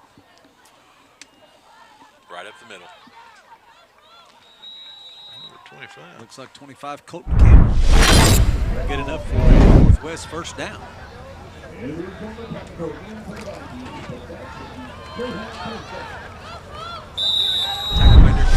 Edwards. Called his name a lot this evening. Yep. Several nice catches. Yep. Is Branson sophomore? Is that correct? I believe so. Yeah. 6'1", sophomore. Be exact, sir. Yeah. First down and 10 for Northwest. Ball right at the 20-yard line, just inside the red zone. Newman takes the handoff, or takes the snap. Hands off. Number 25 again, hard run. Colton Campbell. In for the touchdown. He's talking about Branson Edwards being a sophomore. Just go through the list of kids that's got quite a bit of playing time and are young. Randy Atkins is a freshman. Branson Edwards, 10th grader. They go down the field. Kingston Fields, 10th grader. Will Jones, 10th grader. Will Jones, 10th grader. Tucker Ross, freshman. Caden Mount, sophomore. These kids are getting valuable. Xander Hearn played quite a bit earlier in the year for sure. He's a freshman. So, the future looks pretty good. All this stuff's valuable experience going forward. We talked about the junior high team. Some details on that junior high team. Who's all some of the teams they played this year? I know they ended up undefeated, 8-0. Yeah, I know they added Trimble, went and played Trimble at Trimble. I believe handled them pretty good. And then Minford. Minford, yes. That's a pretty good step up from the junior high level. You got 2 grades going against the schools that that's bigger, and future's looking pretty good. Oh yeah, I was looking at an interesting thread on Southeastern Ohio Preps online, and the thread was Symmes Valley's junior high team versus Ironton's junior high 8th grade team, who also went undefeated. And wasn't so much a debate about if Symmes Valley would beat Ironton, but it was if Symmes Valley would even score. And that's because Ironton didn't get scored on at all this year. Well, here's the thing with that. I mean, them kids played each other in Biddy League all the way through. So there would be some. That conversation happens. It seems like every time we have an undefeated junior high team, Ironton does too, and then everybody wants to bring that up. The first year I coached, we went undefeated, and the closest game we had, and when we played 7 games in, was I think we won by 35. And that same conversation was being had. I actually tried to make it happen because Trent Carpenter was the junior high Ironton at the time, a good friend of ours. We was trying to figure out a way to make it happen to see what would happen. I mean, I'm just happy we got some good things coming, and the only thing I'll say there was Kingston Fields returned that kickoff. Nice return of that.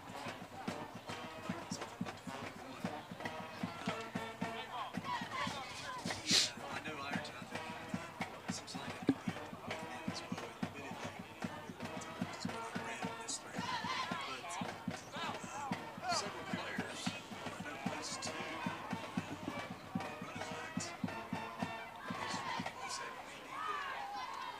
Athletic kids that skill position.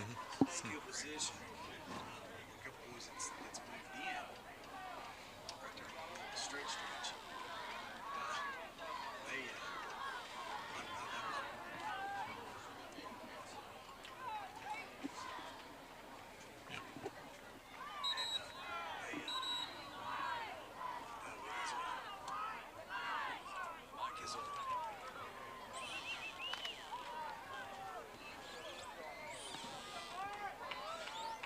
Looks like we may be having a little bit of technical difficulty here with John's mic. I can hear you loud and clear over here. Yeah, me too. Don't leave this on me, guys.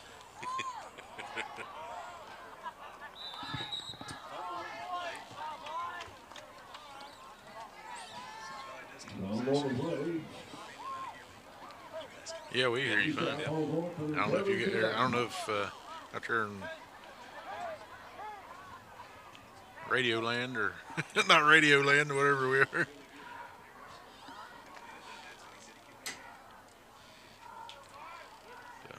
We'll take some time here to get this straightened out.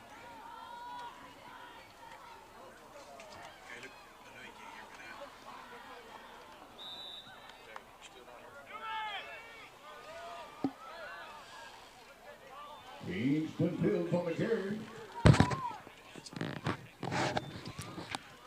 Austin All right, while we get John straightened out here, I'm going to take over the play-by-play. So everybody lower your expectations here for a second. So I'll be involved as well. I'll bring us down a little bit more. Right now we got 3rd and 10, or 3rd and 9 for the Vikings. Play coming in here. we still don't know if y'all can hear John, so he's going to talk and interrupt me here, so I don't know what's going on. So if we have conversation, just pretend it's happening if you can't hear John. Yeah. Stroud under center. Got a handoff straight up the middle, fullback.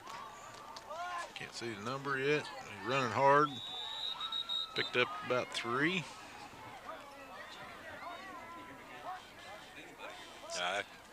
We can. Looks like number 34. Brandon Fowd on the carry. Pickup of about 3, 2.5, 3. We're going to be 4th down. Looks like we got the punt team back out. Yeah, I believe the varsity punt team's out there.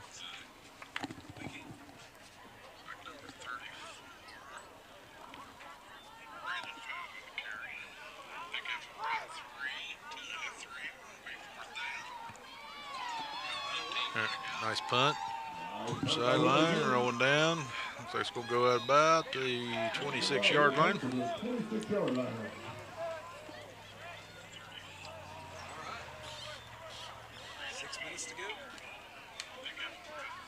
All right, 6 minutes to go. Northwest leading 47-0. They'll take over 1st and 10.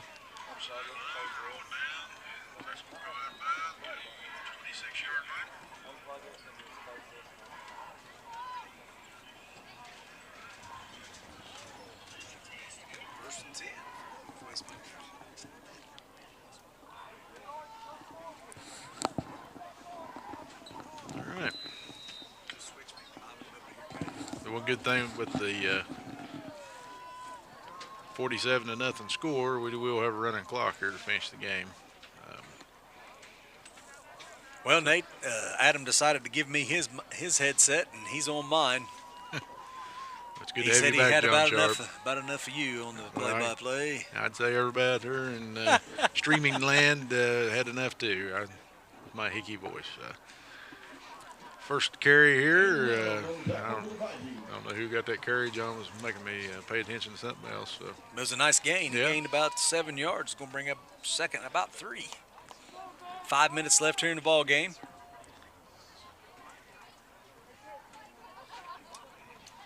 Be interesting to see, even with this loss, if Symmes Valley stays in the 15 to 16 slot in the playoff picture in the region there.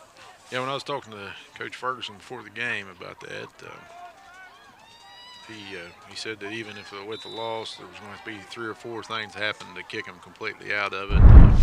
So if they do stay in, it looks like a trip to Newark Catholic or Hannibal River is in the future for next week. I'll just roll with it. Just got word. Rosecrans really put it on Miller, so it looks like we may be out of the playoff picture. Well, it's one of the 3 things I think had to happen. So yeah. So it'll be interesting to see after the dust settles all over the state of Ohio, or at least in Region 27, where we end up. Well, with the injury to Alec. Nice tackle, Caden Mount. Ooh, easy. Very good tackle. Caden plays hard. Hits hard. He's becoming a really good player. Oh, yeah. Got a real nose for the football. I mean, he just seems like anytime there's a tackle, he's right there close. Yeah. It's going to be second down and about 16 for Northwest. Yeah. As we talked about the playoffs, what was going to be a pretty tall task anyway would be really tall with the absence of Alec if he wasn't going to be able to go next week. With him, I'm just hoping he's going to be okay for basketball. I think he's going to have a big year this year in basketball. For sure. Handoff. 25, that's Campbell, I believe. 25, Colton Campbell. Out, another tackle. Looks like he picked up about 2 to 3 yards there. Be third down.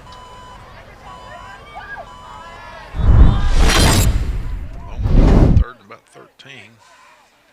3 minutes left to go in the ball game.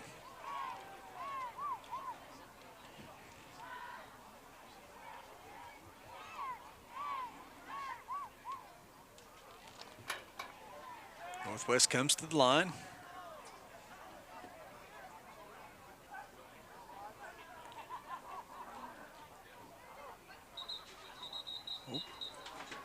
Might have been some early movement there. Jake Brown now playing quarterback. False start on Northwest. Can you hear me now? So that's going to back him up. It's going to be third and about 18. All right. Maybe 19. We've got Adam Korn back online here. Glad to be back, guys. Missed you all. So, 3rd and 18 right here. And hand off to number 1, Connor Lentz. No, that's number 7. Bryson Johnson. And showing some speed. Shows some speed, broke the tackle, and he will score. It's 68 yards on that run.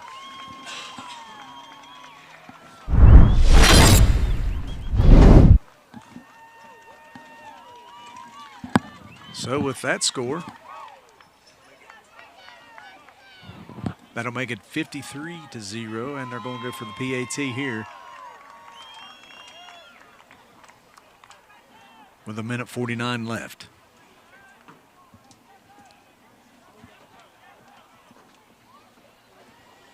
I'll remind everybody out there again, if you're catching this late, we will hopefully have that Herb Conley interview, the full interview, posted later on. Again, kudos to the Collins Career Center team, the crew there, and their media department that done a phenomenal job for us. PAT, no good. A little wide left. A little wide left that time.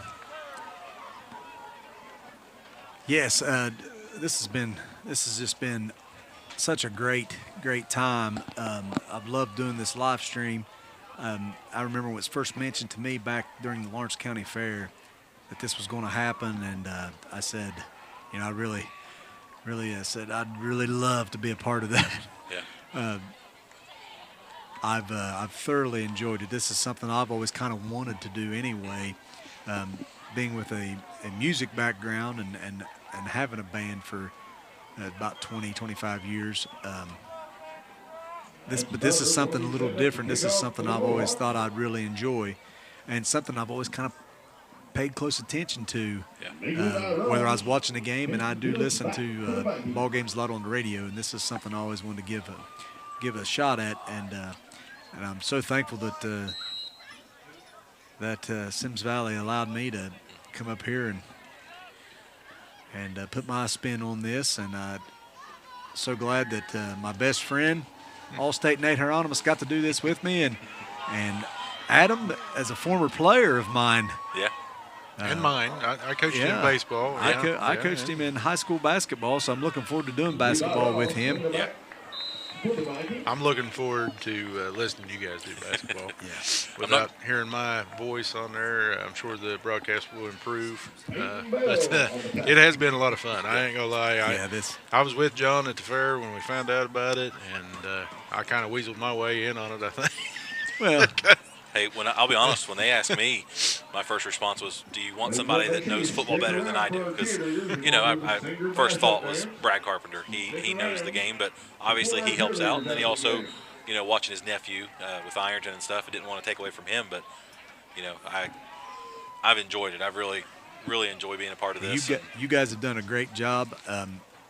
I just hate it that we only got to do 4 home games. Yeah. I'd like, you know, I'd have done 10. Yeah. It's been a lot of fun. Yeah, I'm already looking forward to next year, and hopefully we'll get the opportunity to do it again. And you know, and Nate, I don't know if John mentioned this, but even some of the new things that Caleb and his crew's working on, just for like stats, probably just phenomenal. Yeah. The whole broadcast has gotten better all year round. You know. Oh, well, John's been exceptional all year. I mean, he's my best friend. You know, I was thinking about this today. It was 30 38 years ago, I believe, when we met the first time here this year. And, it's an honor and pleasure to do this with him. He does a great job at everything he does, really. And but he's the glue that's definitely held us together. Me and Adam ran us off track several times this year. But, All right, well, that's the final. Northwest 53, Symmes Valley 0. And as we look back after the dust settles, like I said, we'll see about if Symmes Valley has anything going on next week. But either way, this will be our last live stream football game. And we're going to be we'll be here for basketball. We're going to do several games. Be on the lookout for that as the announcement comes for that. I know they had a meeting this week and deciding on what games to show for that. But this year, not exactly what Symmes Valley wanted, but but it's one of those years when you lose a lot. It's something to build on for the next several years. Yeah, we knew going into it, when you graduate 10 starters, lose another starter to transfer, it's going to be a struggle, and we've said this multiple times throughout the year, that's small school football. You got to make adjustments, but this has all been a good experience moving forward, and there's brighter days for Symmes Valley football. Yeah, again, Nate, you nailed it there. This is small town football, as you said, and this is one of those growing years, and really looking forward to seeing that junior high group come up and what they can bring to the table as well with this team. So. All right, everybody. Well, thank you so much for joining us all season long. We look forward to seeing you during basketball season. Good night from Willowwood. Go Vikings and Godspeed.